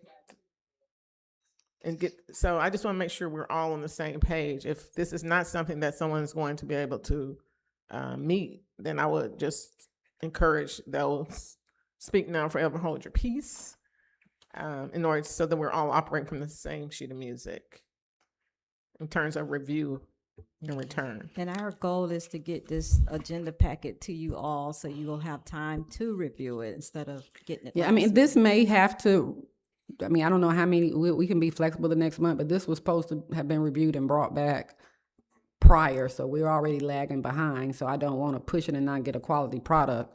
If we need to add it to August, and knowing what we know now, I'll just approve anything remotely close. I just want it to be done well, and that's a whole lot, but it was supposed to be provided last week. Yes, Mayor Pro Tem. I think we just had really great discussions and showed great faith toward each other in regards to the check process for reimbursement. I think we learned a lot as well to ensure that it's a more streamlined process. And I think because of that, so that we don't put too much on everybody for a quick turnaround, if Councilman Dixon, I believe you're the one who brought this to the table, if you're okay with putting this for August to give them a little bit of time, especially again, noting that we as a council, mayor and council, are ensuring that we're listening and making sure check requests are being done, just to give the staff a little bit of time to compile a quality document. Absolutely. Can I ask, does anybody have any outstanding purchases that y'all gonna be bringing for reimbursement? Okay, so Not initiative. I do. you do? What do you have, Councilman Dixon? Not yet. You said you do have outstanding things that you're gonna submit for reimbursement? Yes, but it was just recently, I believe it was for the day 2 of JYC onboarding. Oh, that's fine. You're good on that. But anything outside of JYCG? Okay, perfect. Yes. Oh, yes, good. Yeah. Yeah, that's why we give it afterwards, because you just never know. You could get lucky. Okay, that's fine. So we're good, council. What you have, 40? And so it's 40 a day? for clarity, are we changing when this So council, I don't know if we need a motion, but council, we or will, directive to staff? yeah, directive staff, this will be added to our September, no, January, August work session. We will have a draft to you all that has been prepared by finance director, city manager, reviewed by my attorney and I. And yet for the work session in August. Okay. All right, thank you all so much. Everybody good? No vote needed on that. Next on the agenda. It's letter H. Council to consider adopting a resolution to increase Mayor Sardar's travel budget, line item 100, 1300, 52, 3500, in the amount of $5,000 from contingency line item. So council, there was a resignation on the African American Mayors Association at their last Board of Trustees meeting on June 26th. And I got a call asking would I accept the board nomination to serve on the board. So I accepted the nomination, but that means that there are 2 additional convenings, Q3 board meeting in Kansas City, and we have our December board meeting, and then we have one other event in between. So I'm asking that travel not to exceed 5,000. I can tell you that going to Kansas City, it'll be under 1,000. I typically don't have to, I think it's in here too, I don't have to ask for per diem because usually for all the board meetings, food is provided. Not Attorney White, I have asked finance director to, I think she said she wants to pull this from contingency. Also, I would say moving forward, I mentioned this to Attorney Wiley, that we provide some type of resolution that if any council member, including mayor, is appointed to a statewide or national board, that we increase their travel to participate on that particular board, which is really important. So if anybody gets a GMA position, it would require travel otherwise. Councilman Dixon, did you have a question? Sure, I was just want to make a motion. I appreciate you representing the city Thank you. on a national scale, bringing out a good to approve that. Any discussion? The second, need a second. Mayor Pro Tem. Thank you all. All in favor? Any opposed? Thank you so much.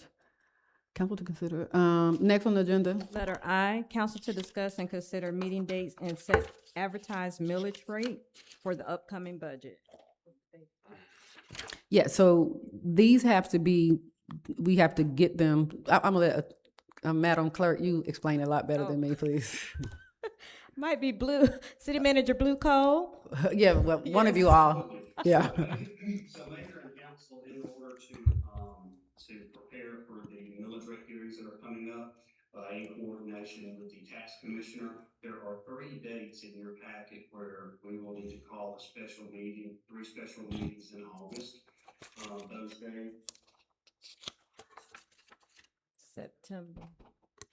Those dates are, September 16th, September 24th.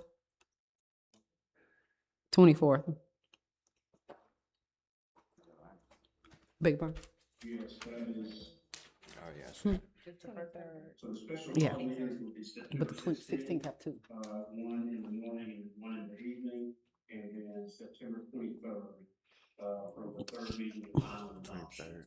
In addition, we're also asking you to approve a millage rate just for the advertisement. The clerk has put the notice in the, packet for you. And I want to add, City Manager, this wording for this is really not optional. We fill in our numbers, but the tax assessors provides a template for the wording, and then we just duplicate it. Councilwoman Kearney?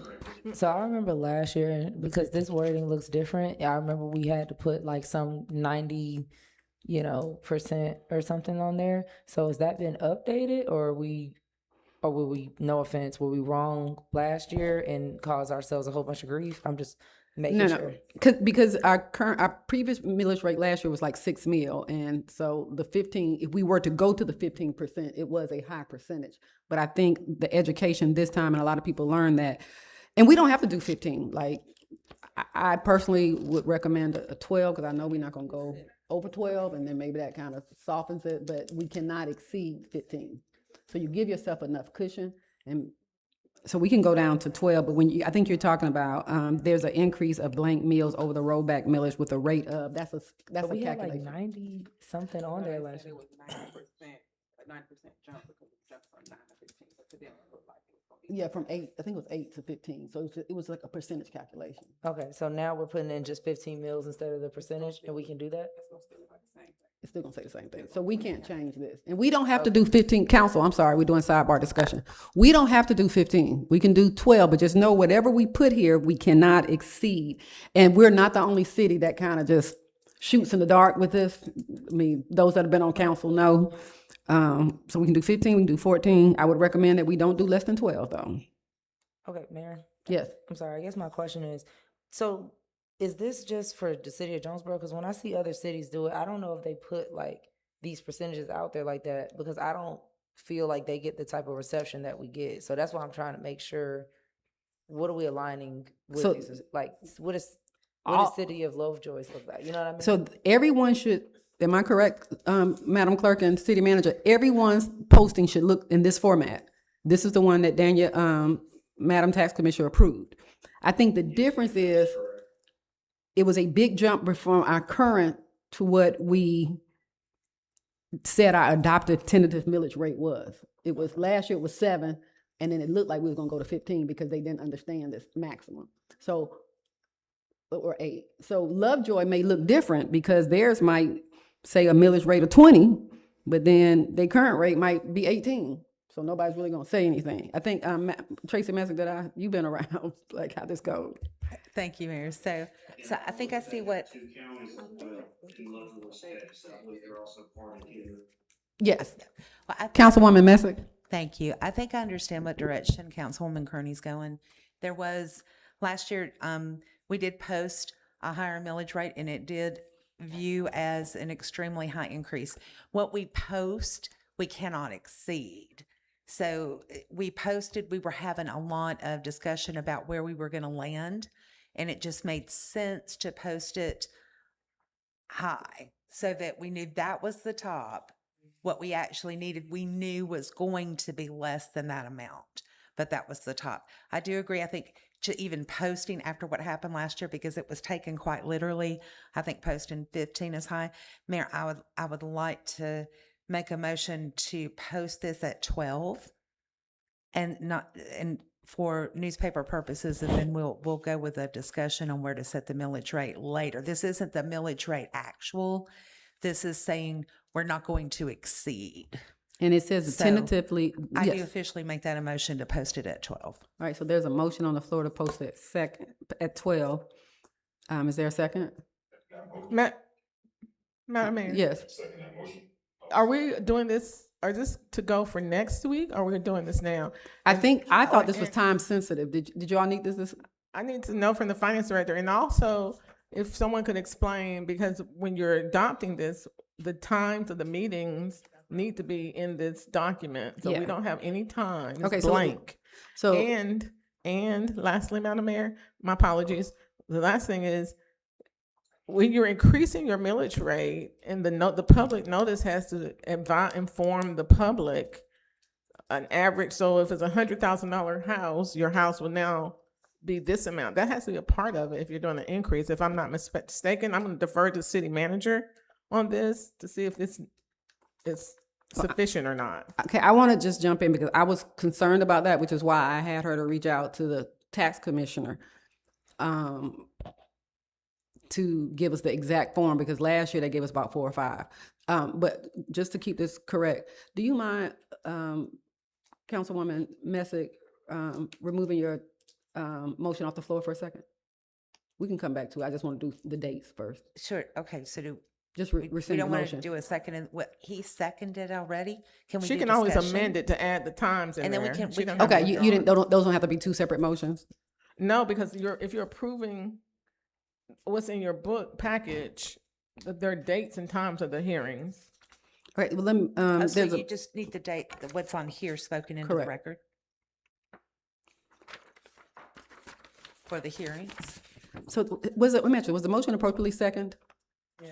Okay, so let's go into discussion for a second. If we need to come back to amend it, we will. Sure, sure. What you just said, Attorney Wiley, in regard to, if there's an increase, it has to do such and such and such and such.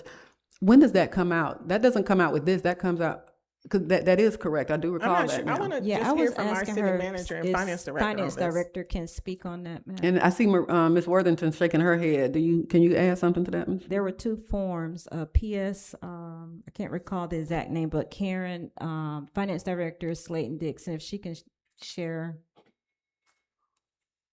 Because we worked on that form, last year. Is there a deadline for this? That's what we're trying to see. I mean, is there a deadline for you to get this to, There is a deadline, I'm just not sure of the date. who has the deadline? Let's get the deadline first. Finance director, City manager, do you have the deadline? Maria, do you have the deadline? Mayor, I don't know that, are you talking about the PT 61 form that's sent to the county once you vote on the millage rate? Is that what you're speaking of? So we're in discussion, you all, and I don't, how can I say, I feel like we need to table this, because I thought we were aligned and we're not. Top of page 112, lockdown digest would be 821. 212, yeah. And then the digest submission happens, well, that's for them. Yeah, we need to table this. 821 and 828 are the deadlines. I know there's a motion on the floor, it's been appropriately second. Would anybody entertain a motion to amend that to include tabling this to next week? Amend it to. Table until next week, because I'm not quite sure we got it all together. Mayor, I'd like to make a motion to amend my original motion to table this item until we have better clarity next week. Okay. If Mr. Councilman Dixon would like to amend his second. Or you can just withdraw your motion. If you will, Councilwoman, that's Okay. So all right, so now there's no motion on the floor. So But the we can motion go- now is to table. The motion has been tabled. Okay, hold on a second. I'm a little confused now. I'm Can she just sorry. withdraw her motion? Would that be easier? Then it's nothing on the. You can withdraw your motion. This is just, it will fall to next week, old business or new business. Yeah, It'll roll over to next week all right, as opposed to a motion to table it. perfect. You can just withdraw your motion. Do you withdraw your motion, Councilwoman Messing? I'm sorry? Can you just withdraw your motion? Sure. And then it'll come back next week. You can remake it. This I item will- will be on the regular session agenda. I It'll will reappear. withdraw the motion and we will revisit and remake It that automatically motion goes next week. over. Bef- Yes, Council, Mayor Pro Tem. Before we completely move beyond this item, can we at least try to nail in the times that we'll be able to meet as a council for these proposed dates?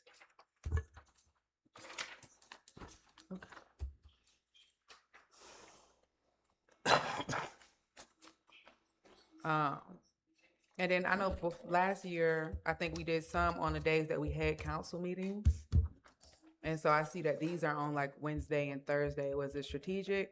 I know it's trying not to have staff here multiple days. Try to combine it and streamline it a little bit. So can we put some of them, since we're going back to the drawing board, there's no way to put any of them on a Monday? Yeah, we can, and Miss Maria shaking her head no. Between each public hearing. so, can you come to the microphone? Just like, yeah. Even if we roll back to submittal advertisement. The 9 to okay, gotcha. We can't because they have to have the assessments have to go out. And then all the appeal time has to be completed. And then, so the county sets this timeline Okay. for us. And this is, last year was the first year because that was the first year that the city taxes appeared on the county. So now we are having to we're forced to abide by the county's timeline. So they set the timeline. Okay. And so they provided for the BOC, the BOE, and the city. It was throwing me off because September, we got a Tuesday meeting. And that's what I was thinking because of Oh, yeah, Labor Day. Labor Day. Okay, so we can't, Yeah, I'm sorry. I was a little mistaken because I was, we have a meeting on a Tuesday in September, but so can we nail down the times though?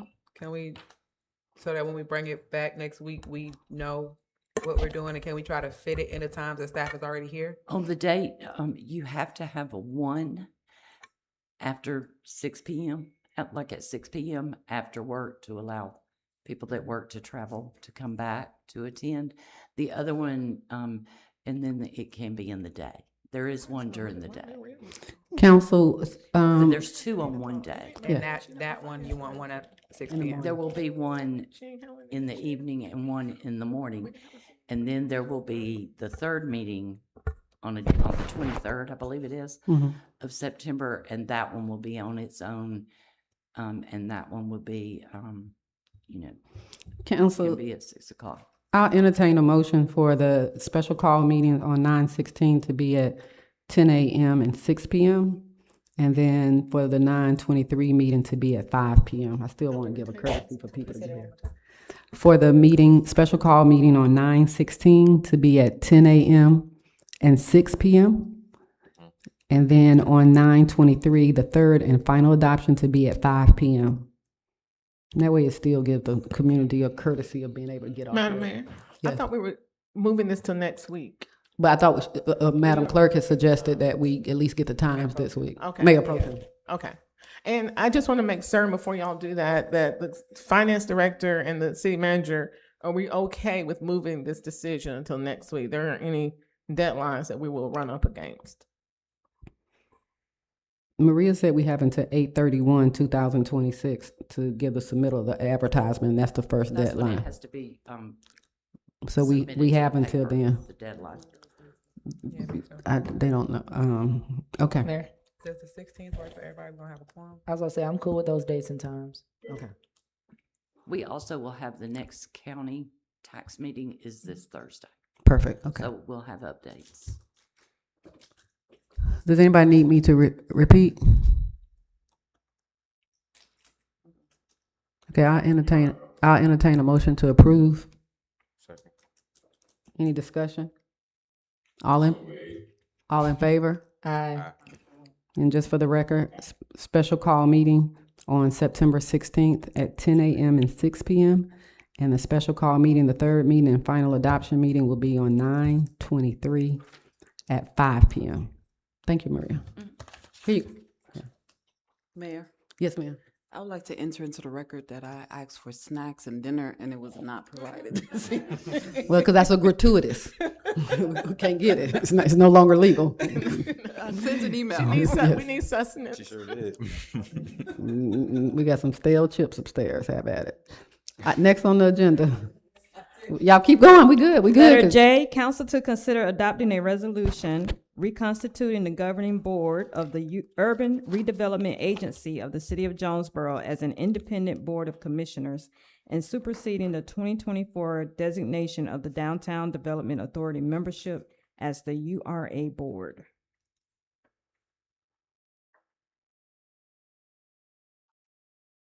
Attorney Wiley, do you want me to try? Madam Mayor, yes. Yes. Mayor and council members, I hope you weren't too inundated with the huge PowerPoint that I sent explaining all of this, but distilled to its essence, the law allows the DDA to serve as your URA. And in 2024, a decision was made to have the DDA serve as the URA. Prior to that time, when the URA, Urban Redevelopment Agency, was initially created by mayor and council in 2015, there was an independent board of commissioners that was set up to serve as the URA. And that board of commissioners was composed of elected and non-elected officials. I am suggesting and recommending that you all decouple the URA from the DDA for a number of reasons, critical reasons, but we know that we're in the process of getting a quorum for our DDA so it can get up and functioning again.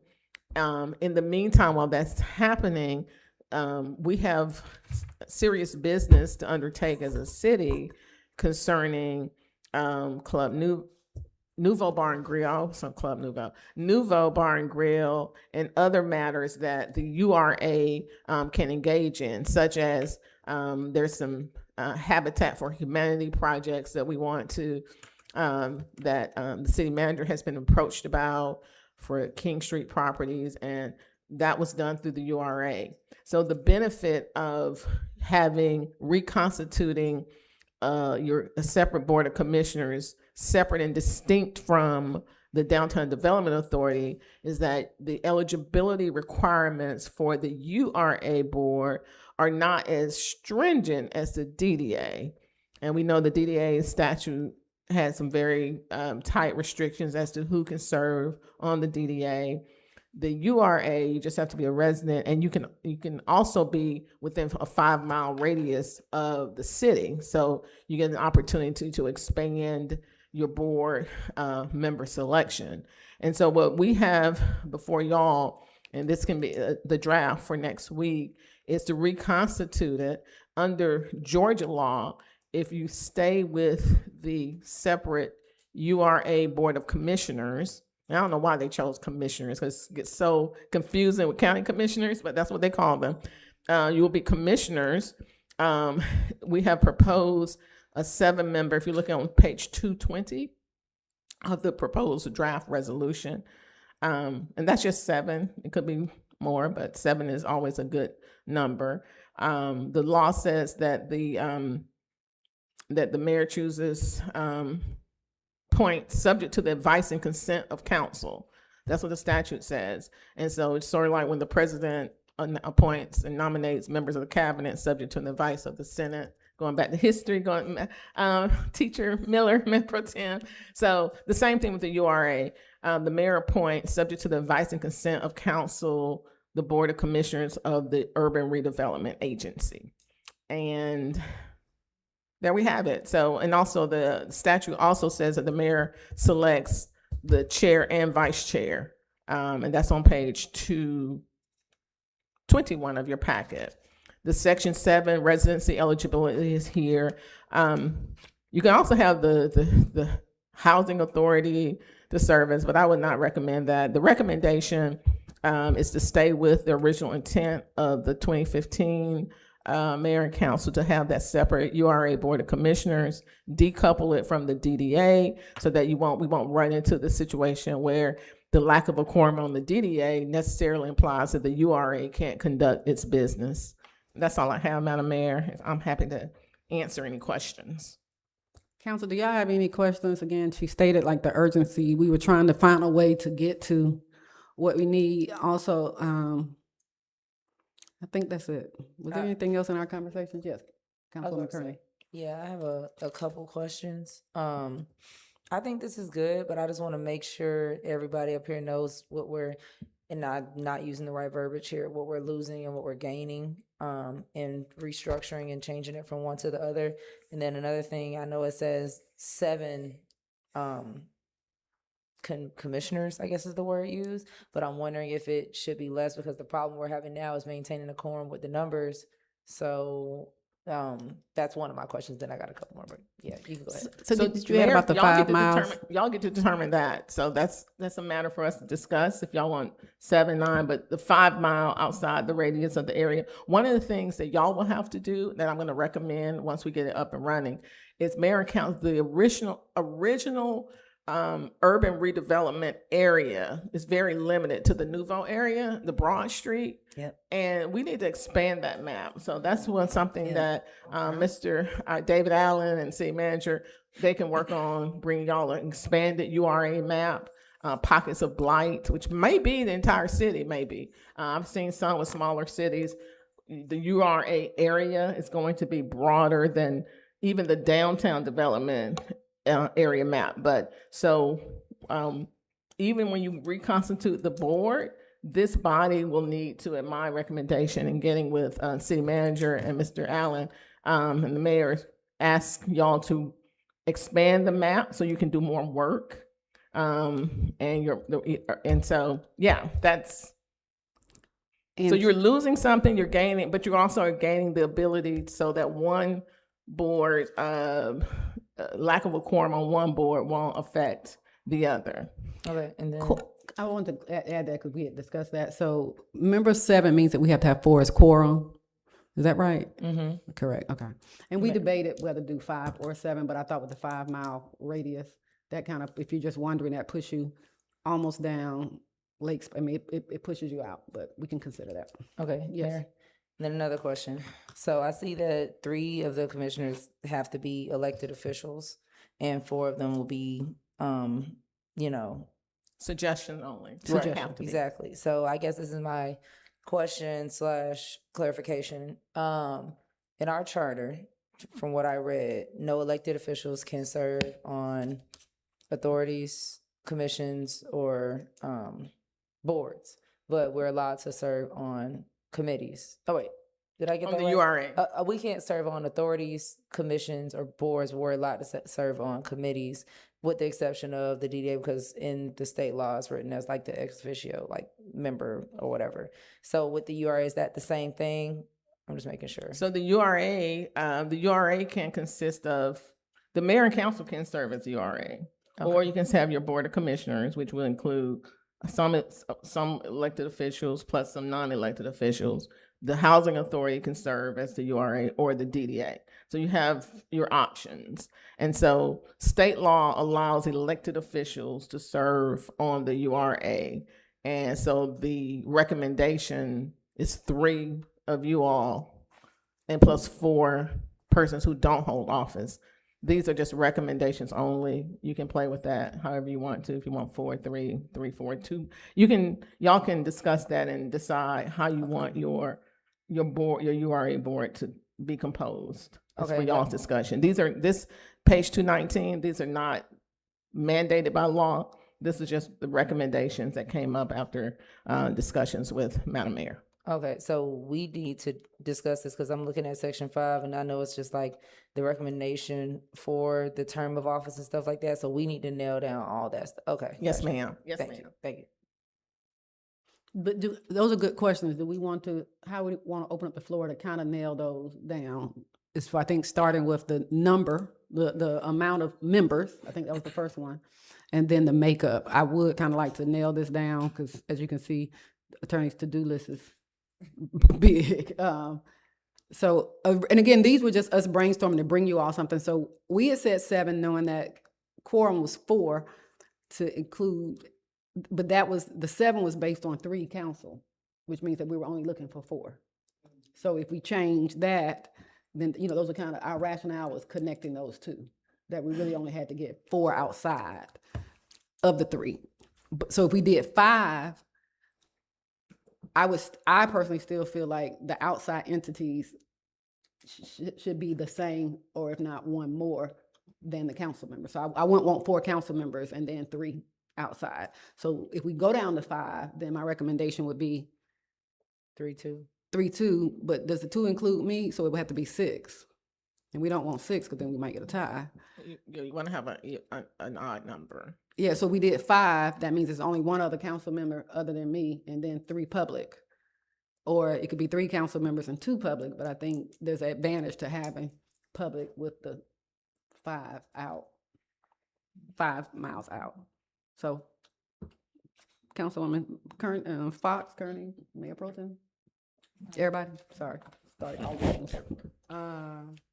Okay, so I guess that goes to one of my questions, if I may. So with the council, we're automatically putting you on the board. So it'd be 2 council members if we do 7. Was that how we've calculated? Yes. I didn't hear the question. I'm sorry. If we do ma'am. 7 and I'm on the board, then the 3, it's 3 council members, including me. However, if that's how y'all want to do it. Yeah, If you want to it have would. 3 and then the mayor, y'all can do that. It's a elected official, so is the mayor automatically, are you automatically in But on the this? 7 model she's- that we had, I was part of the 3, and then it was 4 outside of council. On any model that we have, you're automatically 1, so that we know Correct. it's only No, one well, other. she's automatically 1 probably because she gets to nominate the people with the consent, and that's she probably is probably- going to nominate herself. That's what I'm thinking. Madam Mayor, you going to nominate yourself? I was. And so Okay, my so- question would still go to like the president and vice president. Would you nominate yourself as president and vice president? I mean, I probably would for the purposes of the URA, especially since I pulled off the DDA. Yeah, so I would. But that's why I wanted at least 2 2 other council members. Okay, I'm gonna marinate on that and move on to another question. Is this dissolving the DDA? No, ma'am, the DDA is not being dissolved. We're just doing a decoupling so that, and so in 2024, Andrew, I went and pulled the minutes, and when he came, he said, I guess the URA probably wasn't active or doing what it was supposed to, and I'm not and so he asked y'all to combine it. Now, what should have happened is that when the DDA met as the URA, it should have been a URA meeting, close that out, have a DDA meeting. I think what happened is they just started merging them and having DDA and URA meetings jointly, but that's not how it goes. That's correct. That's right, Blue? Okay, thank you, Blue. And so, you wanna chime in some more? Go ahead. No, ma'am, I was just saying that you were correct. They would do the DDA and the URA meetings at the same time. And they just didn't know. And unintentionally, lay people, I can hear Councilwoman Santia Fox saying that, but they didn't know. So know better, do better. But the independent URA board will be meeting separately from council meeting. Even if it's 4 of you all on there, when y'all meet, y'all will wear your commissioner hat. You won't be, you could be a Commissioner Miller, Commissioner Fox. You won't be Councilwoman. And so. So with the decoupling, the properties that the DDA own, Will still remain with the DDA. so then how is the URA gonna deal with Nouveau's contract, because they were originally with the firehouse? The URA is Situation. the record owner, legal owner of that Nouveau Bar and Grill. The URA owns that property. And it was done, there was a finance structure that was done to allow that to happen. That finance structure has run its course, and we need to close that out. and the URA will be the record owner, or is the owner. We did a title report, a title search, and so the URA is the proper entity to negotiate the new lease. And so, but we don't have an active DDA, so we don't have an active URA to begin those important lease negotiations. Okay. And so I can understand that, thank you, and I can understand the benefit of that. I guess I'm wondering then, because again, I appreciate the 5-mile radius. I do. We got a small pot, right? And so I'm worried if we not worried, but if we pour our assets into filling the URA, what happens if the DDA doesn't get quorum? What happens with those properties? What happens with if we can't fill those seats because we pushed all of our buckets into this? I'm not sure where we are in the DDA applications, Mr. City Manager. Are we ready for DDA applications? That's a great question. Also, Attorney Wiley, can they, I think we talked about this, but I may have missed it. Can they not serve on both? Yes. They There's can no- serve on both. Yes. So if somebody wants to serve on both, because even if we did it right, it would still have to be 2 separate meetings moving forward. So, someone can say, oh, I want to be on the DDA and I want to be on the URA too. Unless there's something in the Downtown Development Authority's law that won't allow that. But the URA law says that the DDA board can serve as a URA. So I don't know why a DDA member couldn't serve as a commissioner on the URA. So That might help us. I think they will be able to serve on both if that's, let's say Councilwoman Kearney is y'all's DDA appointment. If she wanted to be one of the 3, I think she could do it. It's the will of his body. Okay, and then I guess my last question, and I don't know if this is for once it's put together, similarly to the training that we requested for DDA, will that be available, elected or non-elected, for us to have that if we decide to do the URA? Yes, we need to do the training. I know the DDA training. I'm not URA is one of many development agency tools that exist. Like Jonesboro does not have a development authority. Y'all could have a development authority, a downtown development authority, and a URA. Y'all really could have 3 different and some cities have that. I believe Stockbridge does. I know. So y'all could do that if you wanted to. It's just one tool. And the DDA, we know it has a small footprint. The development authority, if y'all wanted to have, it would be a citywide footprint. The URA would have the footprint of whatever the URA map area is, the area of blight, which might be the same thing as the entire city. So yes, training is needed for all of those, and they have overlapping duties and can do a lot of the same things. So I would think that the training for one would be beneficial to if you have done your DDA training, it'll be helpful and beneficial to you serving as on the URA board. And so I will ask the city manager to help me. I haven't seen separate URA training, but we could look and find it and we could figure it out. But we have development authority training. They have development authority training. If you do development authority training, then you are trained on URA because you have the same economic development bonding powers. It's all the same. It's just a different name doing different things towards the same goal of economic development. Okay, thank you. Questions from up here? Thank you very much, Attorney Wiley. And she already answered my question. Mine was going toward training to be sure that if it would coincide with the DDA, if the training would benefit both boards. It would, it definitely would. Anybody else? Councilman Dixon? Councilman A. Dixon? I didn't have a question. Okay. So Sorry. did we want to go back and look at the structure of it or how? Yes. Mayor, I'm okay with the 7, especially if the majority of it is going to be mayor and council because we're already committed. What I don't want is what's happening with the DDA right now where we're like stuck. Mayor. So 3, 4. I'm sorry. I'm sorry. Excuse me. It was discussion. Were you finished? Yeah, so what I was saying was I'm okay with the structure as long as it is like even if we don't have outside members, are we still able to meet with? is it 3 council members and you, or? No, it's You three make including 3. me, so it's 3-4. Okay. 3 elected officials. I just thought of a Four. very important question. Yeah, hold on one Mayor. second. Yeah, so I'm okay with the structure if it works. And I think I looked at another model of a city comparable to ours, and, you know, we could go 7 or 5. You wouldn't go 9 unless it was a college park or something. And I've you- seen 3. Yeah, and we could go to 3, but I mean, so 3, 5, 9, 3, 5, 7, 9, I think would be a fetch. Councilwoman Messick? Well, I think she just answered my question. So if we're at 7, we can have 3 council people, including yourself would be yourself plus 2. So that would not constitute a quorum of us meeting. But even if Because it is a that could be quorum a within the conflict. meeting, it's okay.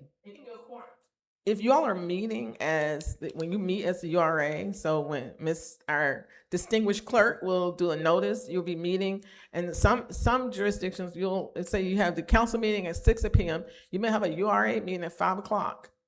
So 4 of y'all, you just show up extra early, and if you have if it's, you'll have your URA meeting in that, and you take that hat off, right? And at 6 o'clock, you put your city council hat.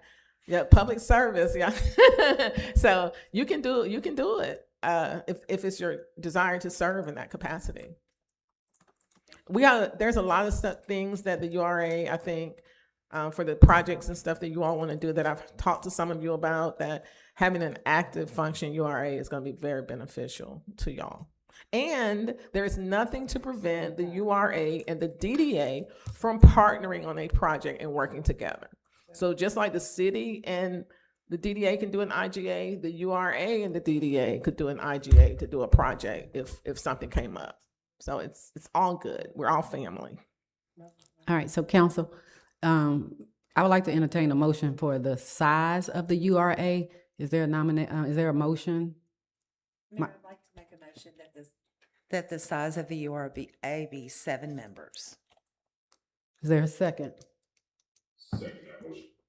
Any discussion? I just, Yes. for clarification, it's 3 of us and 4 outside. The majority is outside of council.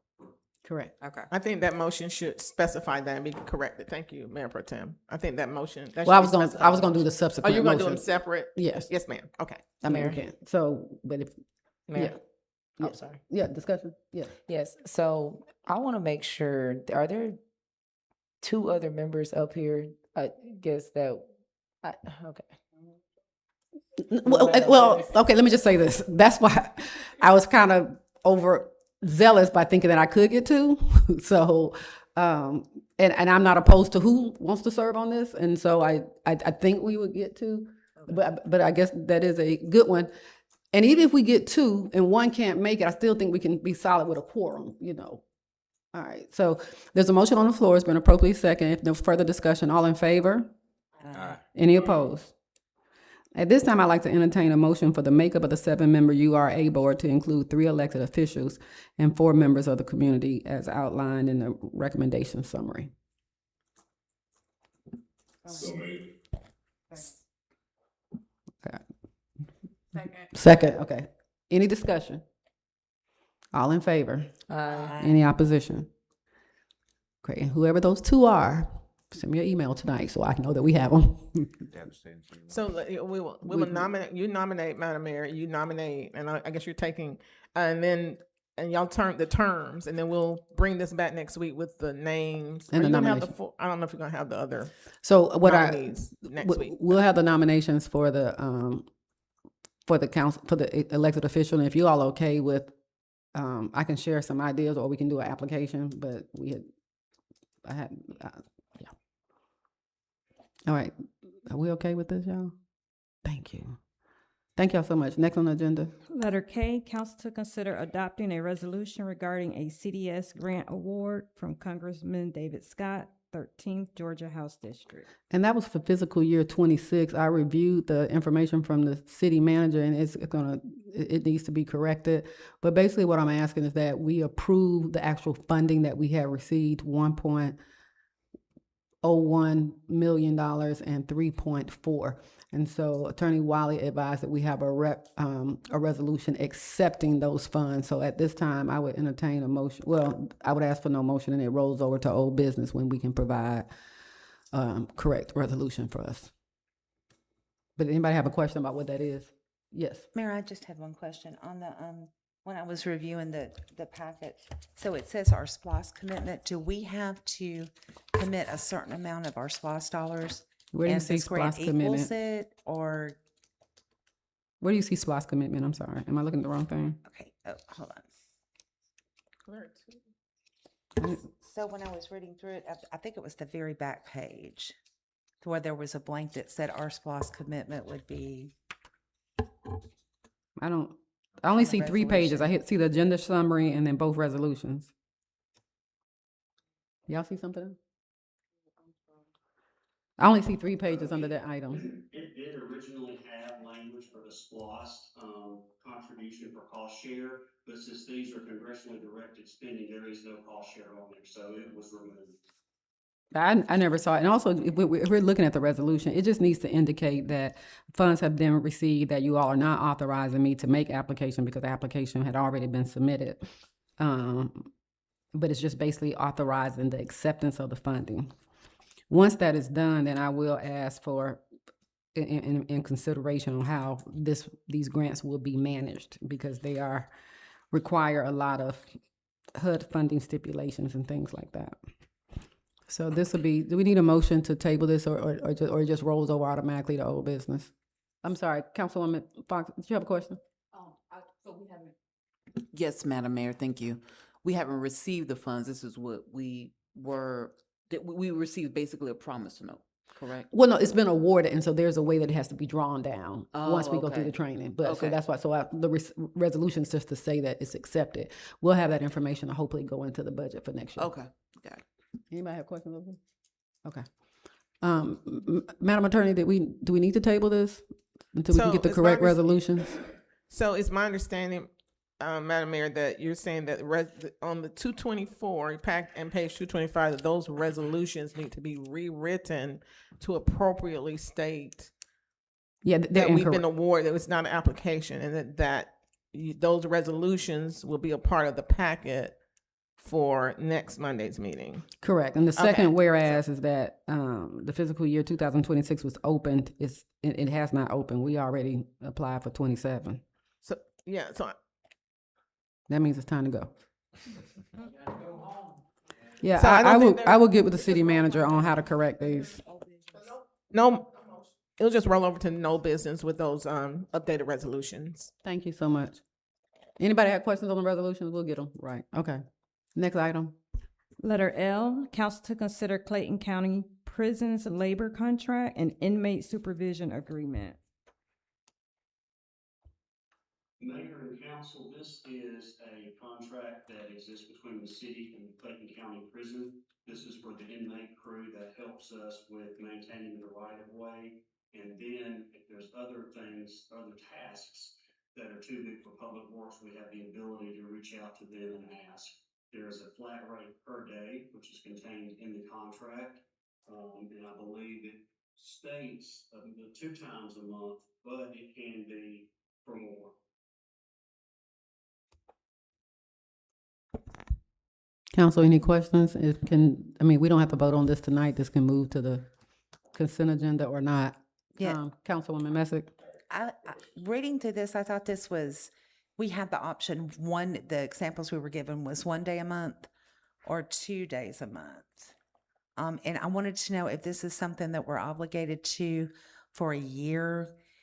I did have those few questions. Also, if they're like during the winter months, we don't have grass to cut. We've got plenty of leaves to get up those. So is that something that they could accommodate? I didn't have conversations with that. City manager, can you answer that? I didn't hear the full question. Part of my question was, during the winter months, we're not going to have grass to cut, but we're going to have plenty of cleanup to do. Is this a year contract or is it a month-to-month contract? I did see where it was for 1 day or 2 days a month. I didn't see expansion for that, but and it's a deal, especially with them providing the equipment, will they still provide the equipment for the winter service, or do they not do that during the winter? How does that work? So I don't know what equipment they would provide for winter service. I do know for the grass cutting, they provide all of that. It is for a year, and then I believe it does, if it doesn't have the language in there for 2 days a month, we can go back and add. It says one time a month in here. And it's not It for a year, says- it's for whenever it's as long as you want. Any party can terminate it. It's not a specified time frame.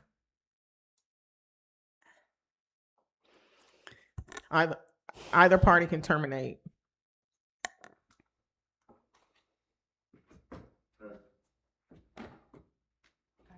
Yes, Councilman, Mayor Pro Tem, please. So I'm torn a little bit. I'm all for assistant public works. I wish Mr. Hurd was here to speak to if this isn't something that he would like to have for him and his crew. But the $13,000 a month times however many months that we decide to go through with this, I would just like to look into getting some of the public works equipment fixed. Because some of the things that I've heard is not necessarily that it's always the lack of bodies that we have, but it's the lack of resources in order for them to do their job effectively. And I don't want it to look like we're taking work away when we could just fix some of the issues. And so again, I'm not against this, but I would like to explore conversations about getting some of those things fixed. So that again, it doesn't look like we're funneling money into something else when we can be fixing our in-house problems. And I can address that. So I was the one who originally brought up the labor, only because what they're doing is only right away. And so it's not an issue of equipment, but during growing season, it's just no way we can stay on top of it. Like right now, it was cut 2 weeks ago, and if you go look at the train tracks now, they're up high.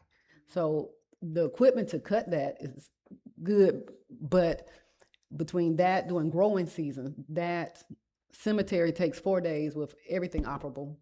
And again, this is just right away. So they're not doing parks and properties and things like that. It's clearly just right away. So we have the equipment to cut the right away. Now, I don't think every month we will, and I will tell you that the prices have increased significantly. So that's why initially when we went with it, it was much more of a savings. But I don't imagine during the winter months, and we can talk to him about doing just one per month or maybe 2 during the summer months, or maybe not having 8 inmates per day. We can get some more details on that but they are out here all day. Gee, do you see them? They get started pretty early, don't they? I think 8 is the standard because they load them up. For the team, yeah. At the Okay. prison, and then they go from place to place to place. So it would only be like $13,000 a year, and in the scope of personnel, that's not even a fraction of the cost of one laborer, and we're getting 8. So I hope, and we can talk to him, this has nothing to do with equipment. Mr. Hurd has been charged with getting every piece of equipment fixed. I think the only thing that we're lacking is the bucket truck in order to do some of the overhang on some of the streets. And the backhoe. I thought it was like 8 lawnmowers. No, all the lawnmowers are operable. We'll talk offline. What, he just told you that today? We'll talk offline. Okay, because he has been charged with getting everything fixed, so if they're not fixed, it's on him. It can't be 8, because we only have 8, but anyway. So I think we're looking at 2 different things. If there's equipment that's not working, that still would not alleviate the need for 8 inmates. It's not even enough equipment. If we had every piece of equipment going, we don't even have 8 people on the team. So for the right, and again, this is just right away. We're not asking them to do cemeteries, any of their day-to-day. This is just right away work. Like it's just right away. And it is just once a month. I'm on board with it. I just want to make sure that we. Yeah, that's another topic. We need to get those things fixed. My understanding they was fixed. Okay. All right. So we will move this to next week for a vote. And Mr. Hurd, I would prefer not to put it on the consent agenda so Mr. Hurd can speak to it, whether it's 1 day or 2 day. All righty. Next on the agenda, Mayor, I'm sorry, before Yes. Sandra gets started. Yes. For the record, can I add my name to the hat for the URA? Oh, yeah. Okay. Send me an email so I won't forget. 'cause I- Yes, yeah. ma'am. Thank How we you. get it for it. Other business, council to consider executive session for the purpose of, or is there any executive session? Purpose of personnel and real estate. For the purpose of personnel and real estate. Do we have any litigation? Do you have that? Are you gonna provide a litigation update? Sure, yes. Or you wanna wait till next week? I didn't know if you I'll got. wait, I can wait till next week. Okay, it's no pending, but we just have an update. We can wait till next week. I'll send an email too. Okay. Can we say litigation? You want litigation? You wanna have litigation? a question about litigation. Okay, we'll add litigation. Yeah, we'll add litigation. We'll add litigation then. Yes, so Okay. for the purpose of discussing litigation, real estate, and personnel, I'll entertain a motion to go into executive session, which will be held in our executive conference room upstairs. Need a PowerPoint. So made. Second. And you know, Mayor, before we go into executive session, I just want to take a point of personal privilege. Go ahead, acknowledge.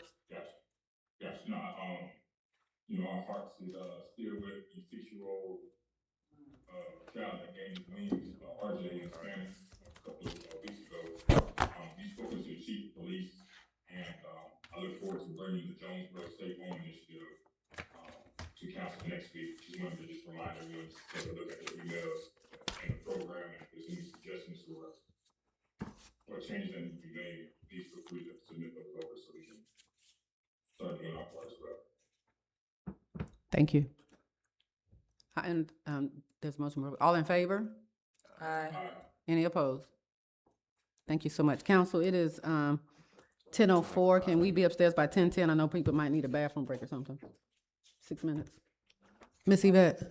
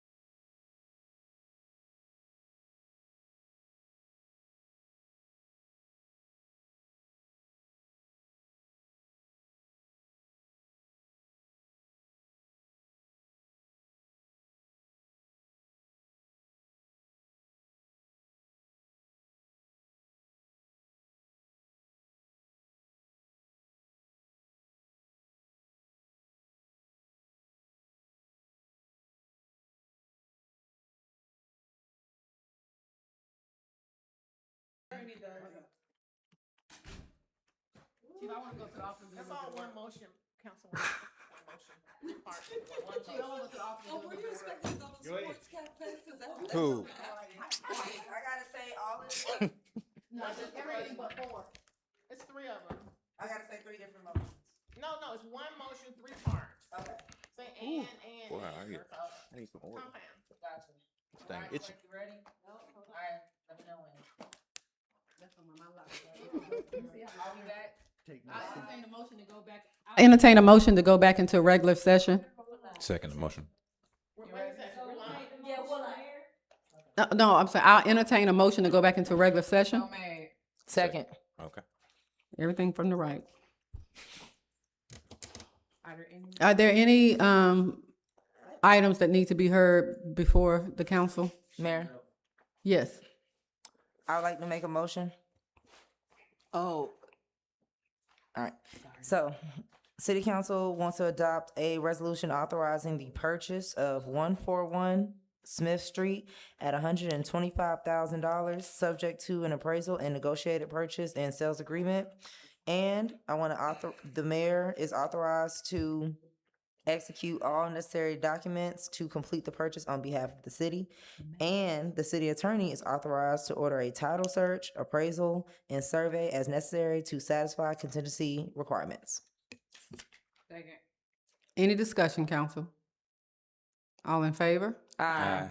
Any opposition? At this time, is there any other business to be heard before the council? Yes, if I can have a motion to approve the affidavit and minutes from executive session. So made. Second. Any discussion? All in favor? Aye. I entertain a motion to adjourn. So made. Second.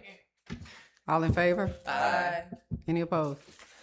I would take y'all to Waffle House, but it's not legal. Oh. That's crazy.